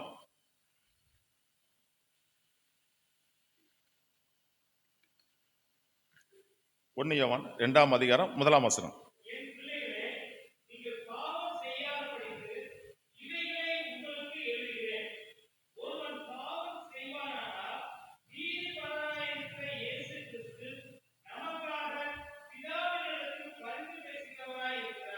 நமக்காக பிதாவிடத்துல பரிந்து பேசுகிறவராக இருக்கு. அதான் நான் சொன்னது போல ஒரு நம்முடைய பிள்ளைகள் நமக்கு என்ன செய்வாங்க, நமக்கு ஆதரவாக பேச மாட்டாங்க. ஒரு சில நேரங்களில் நம்மளுடைய உறவினர்கள் ரத்த சொந்தங்கள் என்ன செய்வாங்க, நமக்கு ஆதரவாக பேச மாட்டாங்க, நமக்கு சப்போர்ட்டாக நிற்க மாட்டாங்க. நம்முடைய சபை மக்கள் நம்ம என்ன செய்ய மாட்டாங்க, நமக்கு ஆதரவாக நிற்க மாட்டாங்க. நம்முடைய வேலை செய்கிற இடத்துல நம்முடைய உயர் அதிகாரிகள் என்ன செய்வாங்க, ஒரு சில நேரங்களில் நமக்கு ஆதரவாக நிற்க மாட்டாங்க, பேச மாட்டாங்க. ஆனால் ஆண்டவர் இயேசு கிறிஸ்து உங்களுக்காக எனக்காக ஒரு பரிந்து பேசுகிற ஒரு தேவனா இருக்கிறார். அல்லேலூயா. அவர் நமக்கு பரிந்து பேசுகிற ஒரு தேவனா இருக்கு. ஆகவே என்ன செய்யறோம், நம்ம எதை குறித்து என்ன செய்ய மாட்டோம், என்ன செய்ய வேண்டாம், நம்ம கலங்க வேண்டாம், கவலைப்படணும். ஐயோ எனக்காக பரிந்து பேச யாருமே இல்லையே, எனக்காக ஆதரவா பேச யாருமே இல்லையே, எனக்கு சப்போர்ட்டா நிற்க யாருமே இல்லைன்னு சொல்லி நம்ம அநேக நேரங்கள் என்ன செய்யறோம், நம்ம கலங்கி போயிடுறோம், கலங்கி உட்கார்ந்துடுறோம் இல்லையா. அந்த உட்கார்ந்த இடத்துல நம்மளால எந்திரிக்க முடியல. ஐயோ இவங்களை நம்ம நம்பி இருந்தனே, இவங்க நமக்கு ஆதரவா பேசுவாங்கன்னு சொல்லி நம்பி இருந்தனே, என்னுடைய பிள்ளைகள் எனக்கு ஆதரவா பேசுவான்னு நம்பி இருந்தனே, என்னுடைய நண்பர்கள் எனக்காக பேசுவான்னு நம்பி இருந்தனே, என்னுடைய உடன் பிறந்த ரத்த சொந்தங்கள் எனக்காக பேசுவாங்கன்னு சொல்லி நான் நம்பி இருந்தனே, அவங்க எனக்காக பேசலையே அப்படின்னு சொல்லி அநேக நேரங்கள் என்ன செய்யறோம், நம்ம கலங்கி கண்ணீரோட என்ன செய்யறோம், உட்கார்ந்துடுறோம். அந்த நேரங்களில் ஆண்டவரை நோக்கி பாருங்க. ஆண்டவர் மற்றவங்க உங்களுக்கு பேச மறந்துடலாம், உங்களுக்கு ஆதரவா பேசாம இருக்கலாம். ஆனா தேவன் ஆண்டவராய் இயேசு கிறிஸ்து உங்களுக்காக எனக்காக ஒரு பரிந்து பேசுகிற, ஆதரவாய் பேசுகிற ஒரு தேவனா இருக்கிறார். இந்த இரண்டாவது காரியத்திலிருந்து நாம் கற்றுக்கொள்கிற ஒரு காரியம் என்ன, இந்த பிலாத்துவினுடைய மனைவி ஆண்டவருக்கு ஆதரவா என்ன செய்யறாங்க, குரல் கொடுக்குறாங்க. சீஷர்கள் குரல் கொடுக்கல, அங்க இருக்கிற அந்த யூதர்கள் என்ன செய்ய, நன்மை பெற்ற யூதர்கள் குரல் கொடுக்கல. ஒரு வழக்கறிஞரை போல என்ன செய்யறாங்க, இந்த நீதிமானுக்கு என்ன செய்யறாங்க, நீதிமானுக்கு நீங்க ஒன்னும் செய்ய வேண்டாம்னு சொல்லி அந்த கணவனுக்கு என்ன செய்யறாங்க, செய்தியை அனுப்பி வைக்கிறாங்க. இவங்களை குறித்து வேறும் இன்னும் காரியங்களை பார்க்கும்போது இவங்க இதற்கு பின்பதாக பிற்காலத்தில் அவங்க ஆண்டவரை சொந்த ரட்சகராக ஏற்றுக்கொண்டு ரோம மக்களிடையே அவங்க என்ன செஞ்சாங்க, அவங்க ஊழிய செஞ்சாங்கன்னு சொல்லி ஒரு மரபு செய்தி சொல்லுகிறது. இரண்டாவதாக கிரேக்க ஆதி திருச்சபையில பிலாத்துவின் மனைவியை இவங்க என்ன ஒரு புனிதராக என்ன செய்யறாங்க, கொண்டாடுவதாக ஒரு மரபு செய்திகள் உண்டு. ஆகவே இந்த இரண்டாவது இந்த காரியத்திலிருந்து நம்ம கற்றுக்கொள்கிற ஒரு காரியம், அறிந்து கொள்கிற ஒரு காரியம், ஆண்டவர் உங்களுக்காக எனக்காக ஒரு பரிந்து பேசுகிற ஒரு தேவனாய் இருக்கிறார், ஆதரவாக குரல் கொடுக்கிற ஒரு தேவனாய் இருக்கு. ஆகவே நீங்கள் என்ன செய்ய வேண்டாம், கலங்க வேண்டாம். மூன்றாவதாக இந்த வேத பகுதியை மையமாக வச்சு மூன்றாவதாக நாம கற்றுக்கொள்கிற ஒரு காரியம் என்ன என்று சொல்லி பார்க்கும்போது, சிலுவை தண்டனைக்கு காரணமாக இருந்துவிட்டு கடைசி நிமிடத்தில் மனம் மாற்றம் அடைந்த இருவர், சிலுவை தண்டனைக்கு காரணமாக இருந்துவிட்டு கடைசி நிமிடத்தில் மாற்றம் அடைந்த இருவர், ஒருவர் யூதாஸ், இன்னொருத்தர் பிலாத்து. யூதாஸை குறித்து நம்ம அதிகம் என்ன செஞ்சிருக்கிறோம், நம்ம அதிகமாக வாசிச்சிருக்கிறோம். சிறு வயது முதல்ல என்ன செஞ்சிருக்கிறோம், நம்ம சண்டே ஸ்கூல்ல இருந்து என்ன செய்யறோம், யூத் மீட்டிங்ல எல்லாம் அதிகமாக நம்ம செஞ்சிருக்கிறோம். அவரை குறித்து அதிகமாய் நம்ம கற்றுக்கொண்டு நம்ம வருகிறோம். இந்த ஆண்டவருடைய சீஷர்ல 11 பேர் பார்த்தீங்கன்னா கலிலேயாவை சேர்ந்தவங்க, 11 பேர் கலிலேயாவை சேர்ந்தவங்க. இவர் மட்டும் பார்த்தீங்கன்னா, யூதாஸ் மட்டும் பார்த்தீங்கன்னா யூதேயாவை சேர்ந்தவர். அவர் இவருடைய பேர் பார்த்தீங்கன்னா யூதாஸ் காரியோத். காரியோத் என்கிறது அவருடைய ஊர் பெயர். அவர் இருந்த அந்த ஊருடைய பெயரும் பார்த்தீங்கன்னா இதோட சேர்ந்து எல்லா நற்செய்திகளும் என்ன செய்யுது, சேர்ந்தே வருது. அந்த எல்லா நற்செய்தியிலும் பார்த்தீங்கன்னா அந்த இவருடைய பெயர் எப்போதுமே அந்த ஊர் பெயரோட என்ன செய்யுதோ, அந்த காரியோத்துங்கிற அந்த பெயரோட இணைஞ்சு என்ன செய்யுது, அது வருவதாக வேதத்தில் வாசிக்கிறோம், மத்தேயுல வாசிக்கிறோம், மார்க்கு எல்லா சுவிசேஷங்களிலே வாசிக்கிறோம். இன்னொரு நபர் யார் என்று சொல்லி பார்க்கும்போது பொந்தியு பிலாத்து. இந்த பொந்தியு பிலாத்தை குறித்து வாசிக்கும் போது இந்த லூக்காவும் சரி மத்தேயும் இவர் ஒரு தேசாதிபதி, ஒரு ஆளுநர், ஒரு கவர்னர் அப்படின்னு சொல்லி என்ன செய்யறாங்க, தங்களுடைய சுவிசேஷங்கள்ல அவங்க என்ன செய்யறாங்க, குறிப்பிடுறாங்க. இந்த பொந்தியு பிலாத்து ரோமர் காலத்துல அந்த ரோம பேரரசுல ஒரு கருவூல அதிகாரியா, ஒரு ட்ரெஸரரி அல்லது ஒரு மாநில கவர்னராக என்ன செய்யறாரு, அவர் நியமிக்கப்படுகிறார். அவர் யூதயா, சமரியா, இதுமேயா ஆகிய அந்த பிரதேசங்கள் என்ன செய்யறாரு, ஒரு கவர்னராக என்ன செய்யறாரு, தன்னுடைய பணிகளை அவர் செஞ்சு கொண்டு வருகிறார். இது மட்டுமல்ல, இந்த ஜோசிபஸ் அப்படிங்க சொல்ல ஒரு யூத வரலாற்று ஆசிரியர், நீங்க பாத்தீங்கன்னா யோசிபஸ் சொல்லி நீங்க கூகுள்ல சர்ச் பண்ணி பாத்தீங்கன்னா அவர் பெரிய ஒரு வரலாற்று ஆசிரியர். அவர் தான் பாத்தீங்கன்னா அநேக காரியம், அவர் பெரிய பெரிய புஸ்தகங்களே இருக்குது. அந்த அவருடைய புஸ்தகங்கள் எல்லாமே நீங்க இறையியல் கல்லூரியில் பாத்தீங்கன்னா அந்த நிறைய புஸ்தகங்கள், அவருடைய புஸ்தகங்கள் இருக்கும். அப்போ அந்த ஜோசிபஸ்ங்கிறவர் இவரை குறித்து என்ன சொல்றாரு அப்படின்னு சொல்லி பார்க்கும்போது, இவர் ஒரு சிற்றின்ப பிரியர், ஆணவக்காரர், இவர் கையூட்டு வாங்குறவர், அப்படி சுகபோக மாய ஒரு வாழ்ந்தவர் அப்படின்னு சொல்லி செய்றாரு. பலவிதமாய் இந்த பொந்து பிலாத்துவை குறித்து தன்னுடைய புத்தகத்தில் என்ன செஞ்சிருக்காரு, அவர் எழுதியிருக்கிறார். இன்றைக்கு இந்த இருவருடைய வாழ்க்கையிலிருந்து நம்ம கற்றுக்கொள்கிற காரியம் என்ன என்று சொல்லி பார்க்கும்போது, முதலாவது அந்த நபர் என்ன செய்றாரு, அவரை காட்டி கொடுக்கிறார், மற்றவர் என்ன செய்றாரு? தண்டனை கொடுக்கிறார் இல்லையா? யூதாஸ் என்ன செய்றாரு? காட்டி கொடுக்கிறார். பிலாத்து வந்து என்ன செய்றாரு? தண்டனை கொடுக்கிறார். அவர் தண்டனை கொடுத்துட்டு அவங்க ரெண்டு பேரும் சொல்ற அந்த வாக்குமூலம் என்னன்னு சொல்லி பார்க்கும்போது, அந்த மத்தேயு 27:4 வாசிங்க. அந்த யூதாஸ் என்ன சொல்றாரு பாருங்க. 27:4.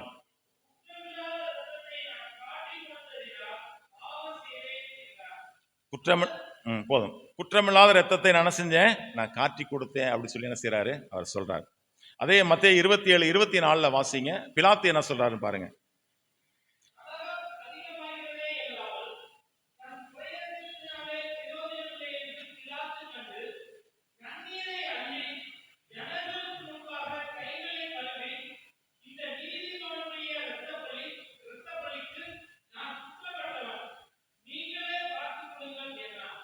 பாருங்க என்ன சொல்றாரு பாருங்க. இந்த நீதிமானுடைய இரத்த பழிக்கு நான் என்ன செய்யறேன்?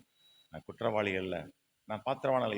அதுக்கு எனக்கு சம்பந்தமே இல்லை அப்படிங்கிற மாதிரி என்ன சொல்றாரு? அவர் ஒரு வாக்கு மூலம் கொடுக்கிறார். அப்ப அந்த ரெண்டு பேருடைய இந்த வாழ்க்கையில இருந்து நாம் கற்றுக்கொள்கிற காரியம் என்னன்னு சொல்லி பார்க்கும்போது, அநேக நேரங்களில் இது நம்முடைய குடும்பங்களில் நடக்கிற ஒரு நிகழ்வு தான். அநேக நேரங்களில் மற்றவர்களுடைய அந்த வேதனைக்கு, துன்பத்துக்கு அநேக என்ன செய்யறோம்? நம்ம ஒரு சில நேரங்களில் காரணமாகிறோம் இல்லையா? அனைவருடைய மரணமாக இருக்கட்டும், ஒரு தற்கொலை காரியமாக இருக்கட்டும், அவருடைய வேதனைக்காக இருக்கட்டும், நம்ம என்ன செய்யறோம்? அநேக நேரங்களில் நம்ம காரணமாய் அமைந்து விடுகிறோம், ஆளாகி விடுகிறோம். அப்ப இவங்க ரெண்டு பேருமே அந்த இயேசு கிறிஸ்துவோடைய மரணத்திற்கு காரணமா இருந்துட்டு என்ன சொல்றாங்க? இந்த குற்றமில்லா ரத்தத்தை காட்டி கொடுத்தேன்னு சொல்லி ஒருத்தர் சொல்றாரு. இந்த நீதிமன்ற ரத்த பலிக்கு நான் பாத்திரமான இல்லை, அதுக்கு எனக்கு சம்பந்தமே இல்லைன்னு சொல்லி என்ன செய்றாரு? அந்த பிலாத்து சொல்றதை பார்க்கிறோம். ரெண்டு பேருடைய ஸ்டேட்மெண்ட்டும் வித்தியாசமா இருக்குது. அநேக நேரங்கள் நம்ம குடும்பத்துல நம்மளுடைய பிள்ளைகள், அந்த மாமியார் மருமகள் உறவாக இருக்கட்டும், மற்ற உறவுகளா இருக்கட்டும், அநேக நேரங்களில் ஒரு சில கசப்புகள் வருவதற்கு, ஒரு சில வேதனைகள் வருவதற்கு நம்ம என்ன செய்யறோம்? ஒரு சில நாம என்ன செய்யறோம்? காரணமாய் அமைந்து விடுகிறோம். காரணமாய் அமைந்து விடுறது மாத்திரமல்ல, அநேக நேரங்களில் அந்த காரணம் அவங்களுக்கு ஏதாவது ஒரு இன்சிடென்ட் நடக்கும்போது நாம என்ன செய்யறோம்? அதிகமாக என்ன செய்யறோம்? வேதனைப்படுகிறோம். உறவினர் ஒருத்தங்க இருக்கிறாங்க, அடிக்கடி யாரையாவது என்ன செய்வாங்க? திட்டிக்கிட்டே இருப்பாங்க. அவங்க திட்டி முடிச்சோன்னா பார்த்தீங்கன்னா அவங்களுக்கு ஏதாவது ஒன்று நிகழ்வு அங்கே நடந்துடும். அப்புறமேட்டு வந்து அழுவாங்க, ஐயோ நான் இப்படி அவங்கள பற்றி நான் இப்படி சொல்லிட்டேனே, நான் இப்படியெல்லாம் பேசினேனே, அவங்களுக்கு இப்படி ஆயிடுச்சு, ஆக்சிடென்ட் ஆயிடுச்சு, அவங்க காயப்பட்டாங்களே, அவங்களை அடிப்பட்டாங்களே அப்படின்னு சொல்லி செய்வாங்க. அப்படி வந்து அவங்க வேதனைப்படுவாங்க. அநேக நேரங்களில் நாம் ஒரு காரியத்தை செய்யும் போது என்ன செய்யறோம்னு சொல்லி நம்ம யோசிச்சு என்ன செய்யணும்? நம்ம செய்யணும். யூதாஸ் வந்து என்ன செய்யறாரு? மனம் திரும்பவே இல்லை. ஆனா சொல்றாரு, இந்த ரத்தத்தை நான் என்ன செஞ்சுட்டேன்? நான் காட்டி கொடுத்தேன். ஆனா இப்படி ஒரு நிகழ்வு நடக்கும் சொல்லி யாருக்கு தெரியாது? யூதாஸுக்கு தெரியாது இல்லையா? அதை பார்த்தீங்கன்னா அந்த வசனத்தை நீங்க வாசிச்சீங்கன்னா, ஐயா ரொம்ப அழகா அந்த பொது மொழிபெயர்ப்புல வாசிச்சாங்க. அந்த 3ஆம் வசனத்தை வாசிங்க. 27:3. மத்தேயு 27:3.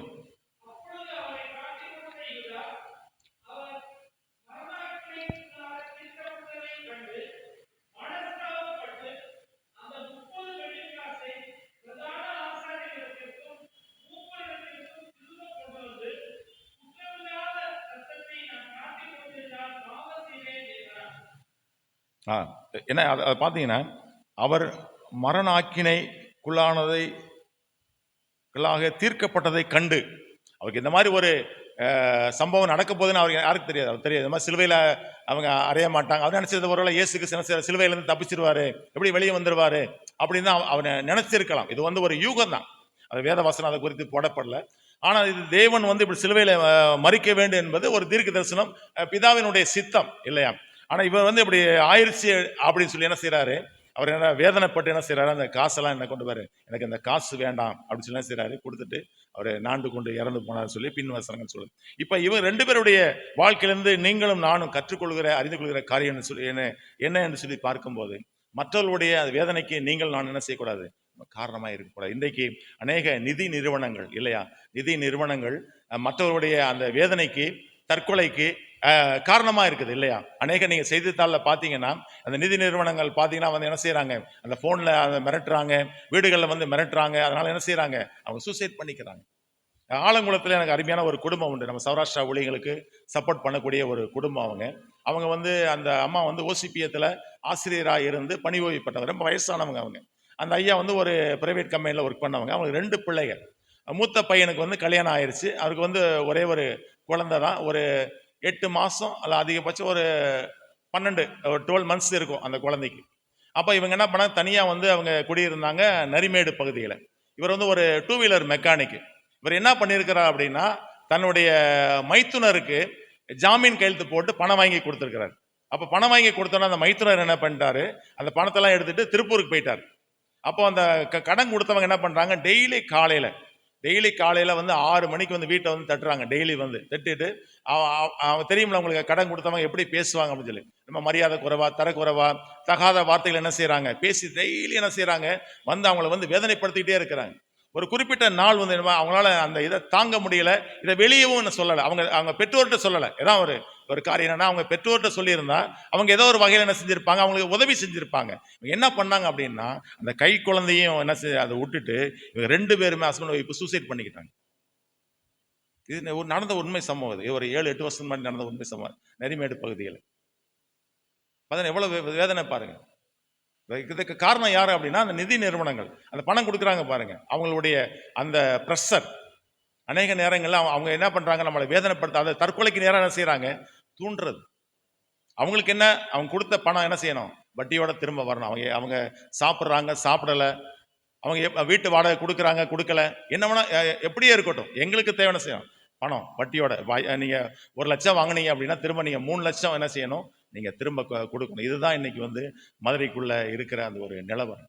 நான் என்ன சொல்ல வருகிறேன், இப்படியாக பார்த்தீங்கன்னா அநேக நேரங்களில் இந்த நிதி நிறுவனங்கள் வந்து அந்த தற்கொலைக்கு என்ன செய்யுது, காரணமா இருக்குது. அநேக நேரங்களில் நீங்களும் நானும் ஏதோ ஒரு வகையில வந்து யாருடைய மரணத்துக்கோ, யாருடைய தற்கொலைக்கோ, அல்லது வந்து யாருடைய அந்த வேதனைக்கோ நம்ம காரணமா இருப்போமே. ஆனால் என்ன செய்யறோம், இன்னைக்கு ஒரு தீர்மானம் எடுங்க, ஆண்டவரே நான் வந்து இனிமே யாரையும் என்ன செய்ய மாட்டேன், நான் வேதனைப்படுத்த மாட்டேன். மற்றவனுடைய வேதனைக்கு, துன்பத்துக்கு, மற்றவனுடைய மரணத்திற்கு நான் ஒருபோதும் என்ன செய்ய மாட்டேன், நான் காரணமா இருக்க மாட்டேன்னு சொல்லி இன்னைக்கு ஒரு தீர்மானம் எடுங்க. வேதத்துல பாத்தீங்கன்னா ஒரு சில காரியங்களை நான் சொல்லி முடிக்க விரும்புகிறேன். பார்த்தீங்கன்னா ஆபேலுடைய அந்த மரணம் உங்களுக்கு தெரியும். ஆதியாகமம் திருப்பிக்கோங்க, ஆதியாகமம் 4ஆம் அதிகாரத்தில் பார்த்தீங்கன்னா அந்த ஆபேலுடைய மரணத்திற்கு யார் காரணமா இருக்கிறான், காயின் காரணமா இருக்கிறான். அதுக்கு வருகிற பார்த்தீங்கன்னா ஒரு பெரிய ஒரு சாபம் அவனுக்கு வருது இல்லையா. அந்த 13-14 வசனத்தை நீ வீட்டில் போய் வாசி பாருங்க. ஆதியாகமம் 4ஆம் அதிகாரம் 1-14 வசனங்கள் பார்த்தீங்கன்னா ஆபேலுடைய அந்த மரணத்திற்கு காயின் காரணமா இருக்கிறார். அதனால வந்து கர்த்தரால் என்ன செய்யப்படுது, அவனுக்குள்ள ஒரு பெரிய ஒரு சாபம் அவனுக்குள்ளாக வருது இல்லையா.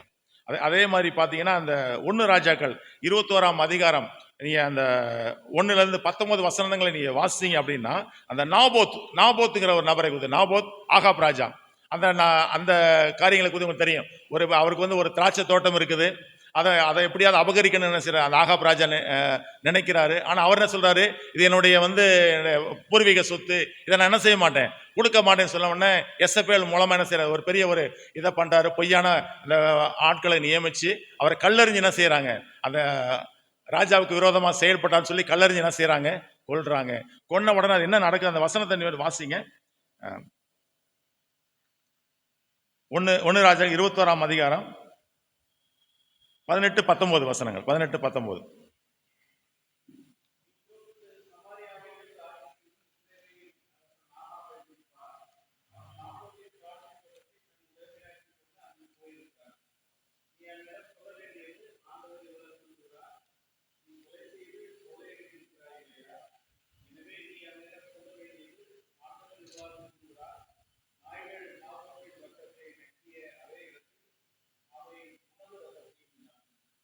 பாருங்க, இதே சம்பவம் பாருங்கன்னா அது அப்படியே நடக்குது. பார்த்தீங்கன்னா நீங்க அந்த 1 ராஜாக்கள் 22ஆம் அதிகாரத்துக்குள்ள வந்தீங்க அப்படின்னா அந்த 38ஆம் வசனம் 7-8 அந்த பகுதியை பார்த்தீங்கன்னா ஒரு யுத்தம் வருது. யுத்தம் நடக்குது. யுத்தத்தில் என்ன செய்யறாரு, அந்த ஆகாப் ராஜா என்ன செய்யறாரு, மரணம் அடைகிற ஒரு சூழ்நிலையில அந்த வாசிங்க அந்த 36-7-8.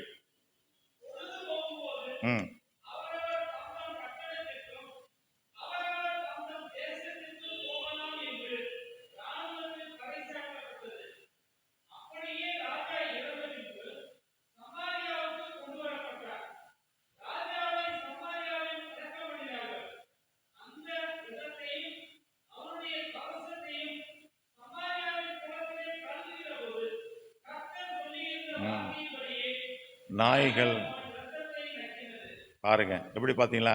பொதுவாக வந்து அநேக நேரங்களில் நம்ம வந்து மற்றவர்களுடைய அந்த இரத்த பழிக்கோ அல்லது வேதனைக்கோ நம்ம வந்து காரணமாக இருக்கும்போது நம்ம நினைக்கிற ஒரு இது என்ன அப்படின்னா, யாருக்குமே என்ன செய்யாது, தெரியாது, ஆண்டவருக்கு தெரியாது, அவருக்கு தெரியாது, இவருக்கு தெரியாது. ஆனால் வந்து ஒருவேளை வந்து மனுஷர்களுக்கு வேணா நம்ம செய்கிற காரியங்கள் தெரியாமல் இருக்கலாம். ஆனால் தேவன் பார்த்தீங்கன்னா அந்த நாபோத்துக்கு உடனே என்ன சொல்றாரு, அந்த மூலமா அங்கே வருது பாருங்க, என்ன சொல்றாரு, நீ எப்படி செஞ்சு அதே மாதிரி உனக்கு என்ன செய்யும், நடக்கும் அப்படிங்கிற அதே மாதிரி என்ன செய்யுது, அந்த தீர்க்க தரிசனம் அந்த 22ஆம் அதிகாரத்தில் என்ன செய்யுது, நிறைவேறுவதை பார்க்கிறோம். இன்றைக்கு வந்து இந்த 3 காரியங்கள் மூலமாக நம்ம கற்றுக்கொண்ட காரியம், முதலாவதாக சிலுவை தண்டனையிலிருந்து தப்பு வைக்கப்பட்ட பரபாஸ். நீங்களும் நானும் சிலுவை தண்டனை என்ன செய்யிருக்கோம், தப்பு வைக்கப்பட்டிருக்கிறோம். இந்த ஜீவன், இந்த வாழ்வு தேவன் கொடுத்தது. நீங்களும் நானும் என்ன செய்ய போகிறோம், தேவ சித்தத்தை செய்யும்படியாக நீங்களும் நானும் அழைக்கப்பட்டிருக்கிறோம். இரண்டாவதாக சிலுவை அந்த மரணத்தின் போது அவருக்கு ஆதரவாய் குரல் கொடுத்த பிலாத்துவின் மனைவி. இன்றைக்கு உங்களுடைய என்னுடைய வாழ்வையில ஒருவேளை உறவினர்கள், நண்பர்கள் நமக்கு ஆதரவாக குரல் கொடுக்காம இருக்கலாம், குரல் கொடுக்க மறுக்கலாம். ஆனால் தேவன் உங்களுக்காக எனக்காக என்ன செய்றார், அவர் பரிந்து பேசுகிற, ஆதரவாய் குரல் கொடுக்கிற ஒரு தேவனாக இருக்கிறார். அவர் நம்முடைய அருகில் இருக்கிறார். நம்முடைய காரியங்களில் அவர் என்ன செய்கிறார், அவர் கண்ணோக்கமாக இருக்கிறார். நான் ஒருவேளை வந்து நம்முடைய உறவினர்கள் நம்மை வந்து வெறுத்து தள்ளலாம், இவருக்கு ஆதரவாக நான் பேச மாட்டேன், இவருக்கு நான் சப்போர்ட்டாக நான் நிற்க மாட்டேன்னு சொல்லி நம்மளை வெறுத்து ஒதுக்கலாம். ஆனால் தேவன் நம்ம அருகில் இருந்து நமக்கு ஆதரவாய் மாத்திரமல்ல, நமக்காக பரிந்து ஒரு வழக்கறிஞரை போல நமக்காக பரிந்து பேசுகிற ஒரு தேவன் இருக்கிறார் என்பதை நீங்களும் நானும் மறந்துவிடக்கூடாது. மூன்றாவதாக அந்த குறிப்பில் நம்ம கற்றுக்கொண்ட ஒரு காரியம், அந்த சிலுவை தண்டனைக்கு காரணம், மரணத்துக்கு காரணமாக இருந்து விட்டு அந்த கடைசி நேரத்தில் மன மாற்றம் அடைந்த 2 பேர்னாலே எந்த ஒரு பயனுமே இல்லை, இல்லையா?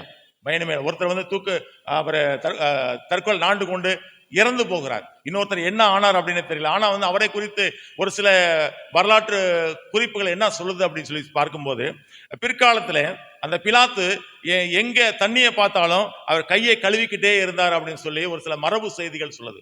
பிலாத்து எந்த இடத்துல தண்ணியை பார்த்தாலும், ஒரு குளமோ ஒரு ஆறோ எங்க பார்த்தாலும் என்ன செய்வாரா, அதே அந்த ஞாபகத்துக்காக அந்த இப்படியா நான் வந்து இந்த இரத்த பழிக்கு நான் வந்து காரணமாக இருந்துட்டேனே, நீதிமானுடைய அந்த இரத்த பழிக்கு நான் காரணமாக இருந்துட்டேனே அப்படின்னு சொல்லி அந்த மனசாட்சி அவனை என்ன செய்யுது, அவனை கொன்று கொண்டே இருந்ததுனால அவர் எங்க வந்து தண்ணியை பார்த்தாலும் அவர் கையை கழுவி கொண்டே இருந்தார் என்று சொல்லி ஒரு மரபு செய்தி சொல்கிறது. ஆகவே இந்த நாளில் 3வது குறிப்பில் நம்ம கற்றுக்கொள்கிற ஒரு காரியம், மற்றவருடைய வேதனைக்கு, மற்றவருடைய மரணத்திற்கு ஒருபோதும் நீங்களும் நான் என்ன செய்யக்கூடாது, நம்ம காரணமாக இருக்கக்கூடாது. ஒருவேளை வந்து மனுஷர்கள் நம்ம பார்க்கல அப்படின்னு நம்ம நினைக்கலாம். ஆனால் தேவன் என்ன செய்யறார், எல்லாத்தையும் பார்த்து கொண்டிருக்கார். ஆபேலுடைய சொல்றாருல்ல, ஆபேலோட ரத்தம் என்ன செஞ்சு கூப்பிட்டுது, நீ என்ன பண்ண, அவன் சகோதரன் எங்கே அப்படின்னு சொல்லி கேட்கிறாரு இல்லையா? இன்னைக்கு வந்து உங்களுடைய நீங்க ஏதாவது நம்ம தவறுதலா ஏதாவது ஒரு காரியத்தை நம்ம செஞ்சிட்டோம் அப்படின்னா நம்ம நினைக்கிறோம் யாருக்குமே தெரியாது அப்படின்னு, நம்ம அந்த காரியத்தை நம்ம என்ன செய்யறோம், மறைக்க நினைக்கிறோம். ஆனால் தேவனுக்கு மறைவானது ஒண்ணுமே இல்லை. நிச்சயமாக அதற்குண்டான நியாய தீர்ப்பு நிச்சயமா என்ன செய்யும், நமக்கு பின்னாக என்ன செய்யறோம், வரும். ஆகவே நீங்களும் நானும் மற்றவருடைய வேதனைக்கோ மற்றவருடைய மரணத்திற்கோ நீங்கள் நான் என்ன செய்யக்கூடாது, காரணமாக இருக்கக்கூடாது. கண்களை மூடுவோமா? இந்த கேட்ட அந்த 3 இந்த காரியத்தின் மூலமாக ஆண்டவர் இன்றைக்கு நம்மோடு கூட பேசி இருக்கிறார். ஆண்டவர் நம்மோடு கூட இடைப்பட்டு இருக்கிறார். அநேக காரியங்களை நமக்கு கற்றுக் கொடுத்திருக்கிறார். ஆண்டவரே, இன்னைக்கு ஒரு தீர்மானம் எடுங்க. ஆண்டவரே, இந்த பரபாசை போல ஆண்டவரே நாங்களும் ஆண்டவரே தப்பு வைக்கப்பட்டிருக்கிறோம் ஐயா. இந்த வாழ்வு நீங்க கொடுத்தது, இந்த ஜீவன் நீங்க கொடுத்தது, இந்த சரீரம் உமக்கு சொந்தமானது. நாங்கள் என்ன செய்ய சித்தமா இருக்கிறீர்? அப்போஸ்தலனாகிய பவுல் முதல் முறையாக இயேசு கிறிஸ்துவை சந்திக்கிற அந்த வேளையில தமஸ்குவிலே சொன்ன ஒரு காரியம், ஆண்டவரே நான் என்ன செய்ய சித்தமா இருக்கிறேன் என்று சொல்லி தன்னை முழுவதுமாக தேவ சித்தத்திற்கு ஒப்பு கொடுத்தது போல இன்றைக்கு நீங்களும் நானும் ஒப்பு கொடுக்கும்படியாக அழைக்கப்பட்டிருக்கோம். இந்த வாழ்வு தேவன் கொடுத்தது. நீங்களும் நானும் என்ன செய்ய போகிறோம்? தேவ சித்தத்தை செய்ய போகிறோமா அல்லது தட்டி கழிக்க போகிறோமா? தீர்மானம் செய்வோம். இரண்டாவதாக, சிலுவை அந்த தண்டனையிலே இயேசு கிறிஸ்து எப்படியாவது அவரை தப்புவித்து விட வேண்டும், அவரை காப்பாற்றி விட வேண்டும் என்று சொல்லி இந்த பிலாத்துவின் மனைவி, ஒரு குடியுரிமை பெற்ற ஒரு பெண்மணி, வழக்கறிஞரை போல என்ன செய்கிறார், அவர் நிற்கிறார். இன்றைக்கு உங்களுடைய என்னுடைய வாழ்க்கையில இயேசு கிறிஸ்து ஒரு வழக்கறிஞராக இருக்கிறார் என்பதை நீங்களும் நானும் மறந்துவிடக்கூடாது. ஒருவேளை நம்முடைய சொந்த காரியமாக இருக்கலாம், குடும்ப காரியமாக இருக்கலாம், ஒருவேளை பூர்வீக சொத்து காரியமாக இருக்கலாம். ஒருவேளை யாருமே நமக்காக வாதாட யாருமே இல்லையே, யாருமே நமக்காக பரிந்து பேச ஆள் இல்லையே என்று சொல்லி நீங்கள் நினைக்க வேண்டாம். ஆண்டவராய் இயேசு கிறிஸ்து உங்களுக்காக பரிந்து பேசுகிற ஒரு தேவனாய் இருக்கிறார். உங்களுக்கு என்ன கிடைக்கணுமோ அதை நிச்சயமாக அவர் பெற்றுத் தருவார். ஒருவேளை உங்க நீதிமன்றங்களிலே வழக்குகள் இருக்கலாம், வழக்குகள் போயிட்டு இருக்கலாம். அந்த வழக்கு அநேக ஆண்டுகளாய் அந்த வழக்குகள் போய்கொண்டிருக்கலாம்.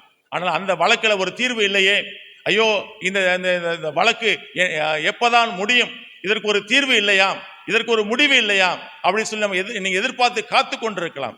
தேவன் உங்களுக்காக யுத்தம் பண்ணுகிற ஒரு தேவன். அன்றைக்கு இஸ்ரவேல் ஜனங்களுக்காக யுத்தம் பண்ணினவர் உங்களுக்காக ஒரு யுத்தம் பண்ணுகிற ஒரு தேவனாய் இருக்கிறார். உங்களுக்காக வழக்காடி உங்களுக்கு கிடைக்க வேண்டிய நியாயத்தை நிச்சயமாக அவர் கிடைக்க செய்வார். மூன்றாவதாக பார்த்தோம், சிலுவை தண்டனைக்கு காரணமாய் இருந்து விட்டு கடைசியில் மாற்றம் அடைந்த அந்த இருவர், ஒன்று யூதாஸ், இன்னொன்று பொந்துயி பிலாத்து.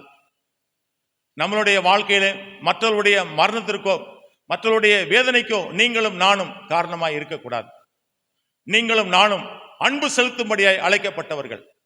நீங்களும் நானும் மற்றவரிடத்திலே அன்பாய் இருக்கும்படியாக அழைக்கப்பட்டவர்கள். ஆண்டவர் இயேசு கிறிஸ்து அவர் கற்றுக் கொடுத்த ஒரு காரியம், நீங்கள் ஒருவர் நீங்கள் அன்பாய் இருங்கள்.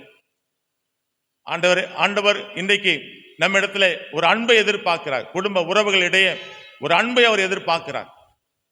நாம் மற்றவரிடத்திலே அன்பாய் இருக்கிறோமா என்பதை சிந்திக்கும்படியாக அழைக்கப்பட்டிருக்கிறோம்.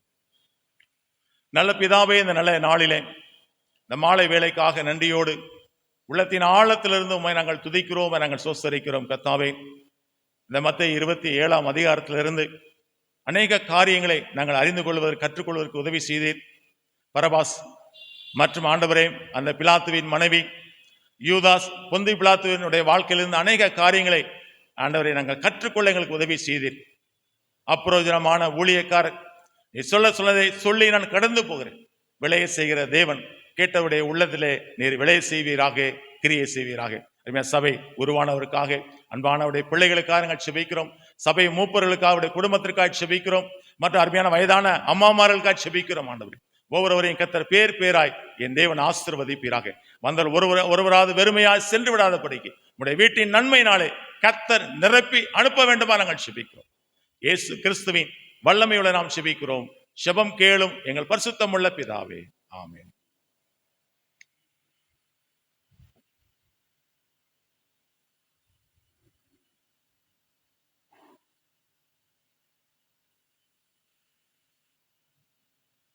அன்புக்குரியவர்களே, இந்த முதல் நாள் நற்செய்தி கூடுகையிலும் நம்ம மத்தியிலே வந்து கர்த்தருடைய வார்த்தையை பகிர்ந்து கொண்ட அருமையான ஐயா அவர்களுக்கு நம்முடைய திருச்சபையின் சார்பாக நன்றிகளை தெரிவித்துக் கொள்கிறோம். அருமையான ஐயாவுடைய குடும்பத்தாருக்காக, அவருடைய ஊழியங்களுக்காக, அவர்கள் சார்ந்திருக்கின்ற சௌராஷ்டிரா நற்செய்தி பணி இயக்கத்திற்காகவும் நீங்கள் உங்கள் தனி ஜபங்களிலும் குடும்ப ஜபங்களிலும் ஜெபிக்க அன்போடு கேட்டுக்கொள்கின்றேன். தொடர்ந்து ஒரு சில அறிவிப்புகள். இந்த கூடுகைக்கு பின்பதாக இரவு ஐக்கிய உணவு இருக்கிறது, பங்கு பெற்று செல்ல உங்களை அன்போடு கேட்டுக்கொள்கிறேன். நாளை தினமும் மாலை 6:30 மணி நற்செய்தி கூட்டத்திலே அருமையான ஐயா அவர்கள் கடவுளுடைய வார்த்தையை பகிர்ந்து கொள்வார்கள். நாளை காலை நம்முடைய திருமணத்தின் வழியாய் நடைபெறுகின்ற பெண்கள் ஐக்கிய சங்கத்தின் மங்கள வாக்கு திருநாள் பேராலயத்தில் நடைபெறுவதால் நம்முடைய ஆலயத்திலே உபவாச கூட்டம் நடைபெறாது என்பதை உங்களுக்கு அன்போடு தெரிவித்துக் கொள்கின்றேன். ஞாயிறு காலை ஆராதனை நமக்கு சிறப்பு திருவிருந்து ஆராதனையாக இருக்கும். அந்த ஆராதனை குறிப்பாக குருத்தோலை ஞாயிறு ஆராதனையாக இருப்பதனால் காலை 8:30 மணி அளவிலே நம்முடைய ஆலயத்திலிருந்து பவனி துவங்கி 9 மணி அளவிலே நாம் மீண்டுமாய் ஆலய ஆராதனைக்குள்ளாய் கடந்து வர இருக்கின்றோம். கர்த்தர் நமக்கு ஒரு வாய்ப்பை தந்திருக்கின்றார். அவர் மீட்பர் ரட்சகர் என்று அறிவிக்கும்படியாய் வருடத்திலே 2 முறை வருகின்ற அந்த வாய்ப்பிலே நாம் இந்த 2வது வாய்ப்பை நாம் பெற்றிருக்கின்றோம். அதற்காக ஆண்டவரை ஸ்தோத்திரிப்போம். ஆக நாம் இந்த உலகத்தில் உள்ள மக்களுக்கு அவர் இரட்சகராய் இந்த உலகில் வந்தார், மீட்பராய் வந்தார் என்று நாம் அறிவிக்கும்படியாக மீண்டுமான ஒரு பவனியை நாம் குடும்பமாக நாம் ஏறெடுக்க ஆயத்தப்படுவோம். கர்த்தர் இந்த கிருபையின் காலங்களிலே விதமான ஒரு வாய்ப்பை நமக்கு கொடுத்திருக்கிறார். அதற்காக நாம் நன்றி சொல்லுவோம். குடும்பமாக சரியாக 8:30 மணி அளவிலே நீங்கள் இங்கே கூடி வருவீர்கள் என்றால் நாம் சரியான நேரத்திற்கு துவங்குவதற்கு வாய்ப்பாக இருக்கும். ஆகவே நீங்கள் கூடி வர உங்களை அன்போடு கேட்டுக்கொள்கின்றேன். தொடர்ந்து நாம் இந்த வேளையிலும் நாம் நம்மையும் நம்முடைய காணிக்கைகளையும் கடவுளுக்கென்று படைப்போம். பாடல் எண்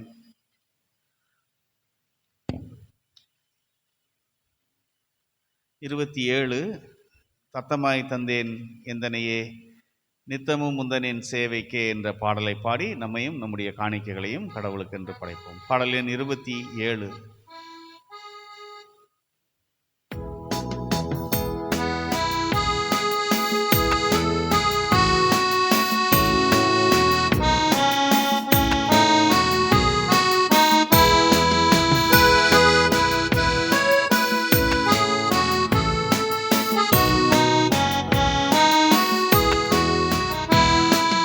சத்தமாய் தந்தேன் எந்தனையே நித்தமும் முந்தனின் சேவைக்கே. சத்தமாய் தந்தேன் எந்தனையே நித்தமும் முந்தனின் சேவைக்கே. துட்டனாய் அலைந்த பாவினானே கட்டளை யாவையும் மீறினேனே. பாவினானே கட்டளை யாவையும் மீறினேனே. பட்டமா பாடுகள் போதுமென்றே கிட்டியும் பாதமே வந்து நின்றே. பட்டமா பாடுகள் போதுமென்றே கிட்டியும் பாதமே வந்து நின்றே. சத்தமாய் தந்தேன் எந்தனையே நித்தமும் முந்தனின் சேவைக்கே. எந்தனின் உள்ளத்தில் ஆட்சி செய்வே சிந்தின ரத்தத்தால் சுத்தம் செய்வீர். எந்தனின் உள்ளத்தில் ஆட்சி செய்வே சிந்தின ரத்தத்தால் சுத்தம் செய்வீர். எந்த இடத்திலும் என் நேரமும் முந்தனின் சாட்சியாய் நின்றிடவே. எந்த இடத்திலும் என் நேரமும் முந்தனின் சாட்சியாய் நின்றிடவே. சத்தமாய் தந்தேன் எந்தனையே நித்தமும் முந்தனின் சேவைக்கே. சத்தமாய் தந்தேன் எந்தனையே நித்தமும் முந்தனின் சேவைக்கே. ஜெபம் செய்வோம். அன்பின் ஆண்டவரே, இரக்கம் மிகுந்தவரே, இந்த நல்ல மனமகிழ்ச்சியான தவச காலங்களிலும் நாங்கள் நன்றி இருதயத்தோடு உம்முடைய பாதப்படியிலே கூடி வரவும், உம்முடைய சிலுவையின் ஆழங்களை அறிந்து கொள்ளவும், அன்பை நோக்கி நாங்கள் நினைத்து நன்றி சொல்லும்படியாகவும், கர்த்தர் உண்மையே நீர் தியாக பலியாய் சிலுவையிலே கொடுத்தீர். உம்முடைய வாழ்வின் நோக்கம் சிலுவையை நோக்கி இருந்தது என்பதை நாங்கள் அறிகிறோம். அவ்விதமாகவே நீர் இந்த உலகிலே கடந்து வந்தீர். உம்முடைய திருப்பணிகளை பிதாவின் திருசுத்தம் நிறைவேறும்படியாக இன்றைய நாளிலுமே நாங்கள் மரிக்க வேண்டிய சிலுவையிலே நீர் மரித்தீர் என்ற சத்தியத்தையும் அறிந்து கொள்ளும்படியாகவும் கர்த்தர் உதவி செய்தீர். நன்றியோடு ஸ்தோத்திரிக்கின்றோம். கடவுள் தாமே அதற்கீடாக உண்மையை நீர் காணிக்கையாய் கொடுத்ததற்கீடாக நாங்கள் படைத்திருப்பது ஒன்றுமில்லை. படைத்த கரங்களை கர்த்தர் ஆசீர்வதிக்கும்படியாய் நாங்கள் மன்றாடுகிறோம். கடவுள் தாமே அதன் வழியாய் உம்முடைய இறையரசு கட்டப்பட கர்த்தர் உதவி தரும்படியாக நாங்கள் மன்றாடுகிறோம். இந்த வேளையிலும் நாங்கள் ஒவ்வொருவரும் உம்முடைய சிலுவையின் வழியே நடக்க எங்களுக்கு ஆவியானவர் துணை செய்யும்படியாய் உம்முடைய கரங்களில் எங்களை அர்ப்பணிக்கின்றோம். கடந்த பகல் முழுவதுமாய் நீர் எங்களை பட்சமாய் பாதுகாத்தீர். இரவிலும் எல்லா தீமைகள் தீங்குகள் பொல்லாங்குகளுக்கு எங்களை விலக்கி உம்முடைய கரத்திலே நல்ல நித்திரையை கண்டு துதிக்கும் துதியோடு எழ நீர் அருள் தரும்படியாக நாங்கள் ஜெபிக்கின்றோம். வந்த ஒவ்வொருவரையும் ஆசீர்வதியும், வர தடைப்பட்ட மக்களையும் உம்முடைய கிருபைக்குள்ளாய் காத்துக்கொள்ளும். தொடர்ந்து நாங்கள் அந்த குருத்தோலை பவனியிலும் நாங்கள் குடும்பமாக உம்முடைய சிலுவையின் சாட்சியை நாங்கள் உலகிற்குள் எடுத்து செல்ல ஆயத்தப்பட்டிருக்கிறோம். கர்த்தருடைய கிருபையின் கரம் ஆண்டவருடைய மகிமையை அன்றைய நாளிலே நாங்கள் வெளிப்படுத்த எங்களுக்கு உதவி தரும்படியாக நாங்கள் ஜெபிக்கின்றோம். உம்முடைய கரங்களிலே எங்களை தாழ்த்துகின்றோம். இறைமகன் இயேசு கிறிஸ்து வழியாய் வேண்டுகிறோம் எங்கள் அன்பின் கடவுளே, ஆமீன். பரமண்டலங்களில் இருக்கிற எங்கள் பிதாவே, உம்முடைய நாமம் பரிசுத்தப்படுவதாக, உம்முடைய ராஜ்யம் வருவதாக, உம்முடைய சித்தம் பரமண்டலத்திலே செய்யப்படுகிறது போல ஆகாரத்தை எங்களுக்கு தாரும். எங்களுக்கு விரோதமாய் குற்றம் செய்வர்களுக்கு நாங்கள் மன்னிக்கிறது போல உங்கள் குற்றங்களை எங்களுக்கு மன்னியும். எங்களை சோதனைக்குட் பிரவேசிக்க பண்ணாமல் தீமை நின்று எங்களை ரட்சித்துக் கொள்ளும். ராஜ்யமும் வல்லமையும் மகிமையும் என்றென்றைக்கும் உம்முடையவைகளே. ஆமென். நம்முடைய ஆண்டவரும் இரட்சகருமாகிய இயேசு கிறிஸ்துடைய கிருபை, பிதாவாகிய தேவனுடைய அன்பு, தூய ஆவியானவருடைய வழி நடத்துதல், பராமரிப்பு, பாதுகாப்பு, ஆசீர்வாதம் நம் அனைவரோடும் கூட இப்பொழுதும் எப்பொழுதுமான சதா காலங்களிலும் நிலைத்திருப்பதாக. ஆமென்.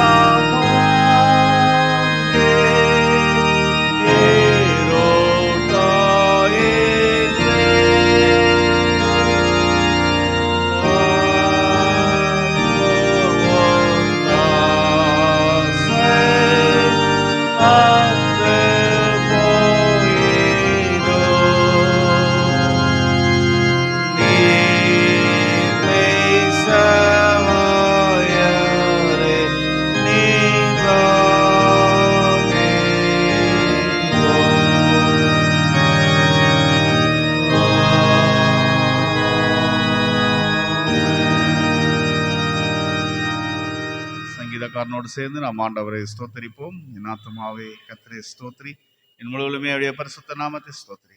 என் ஆத்துமாவே கர்த்தரை ஸ்தோத்திரி. கர்த்தர் செய்த சகல உபகாரங்களையும் மறவாதே. கர்த்தர் உங்களோடு இருப்பாராக. தேவ சமாதானத்தோடே போக கடவோம்.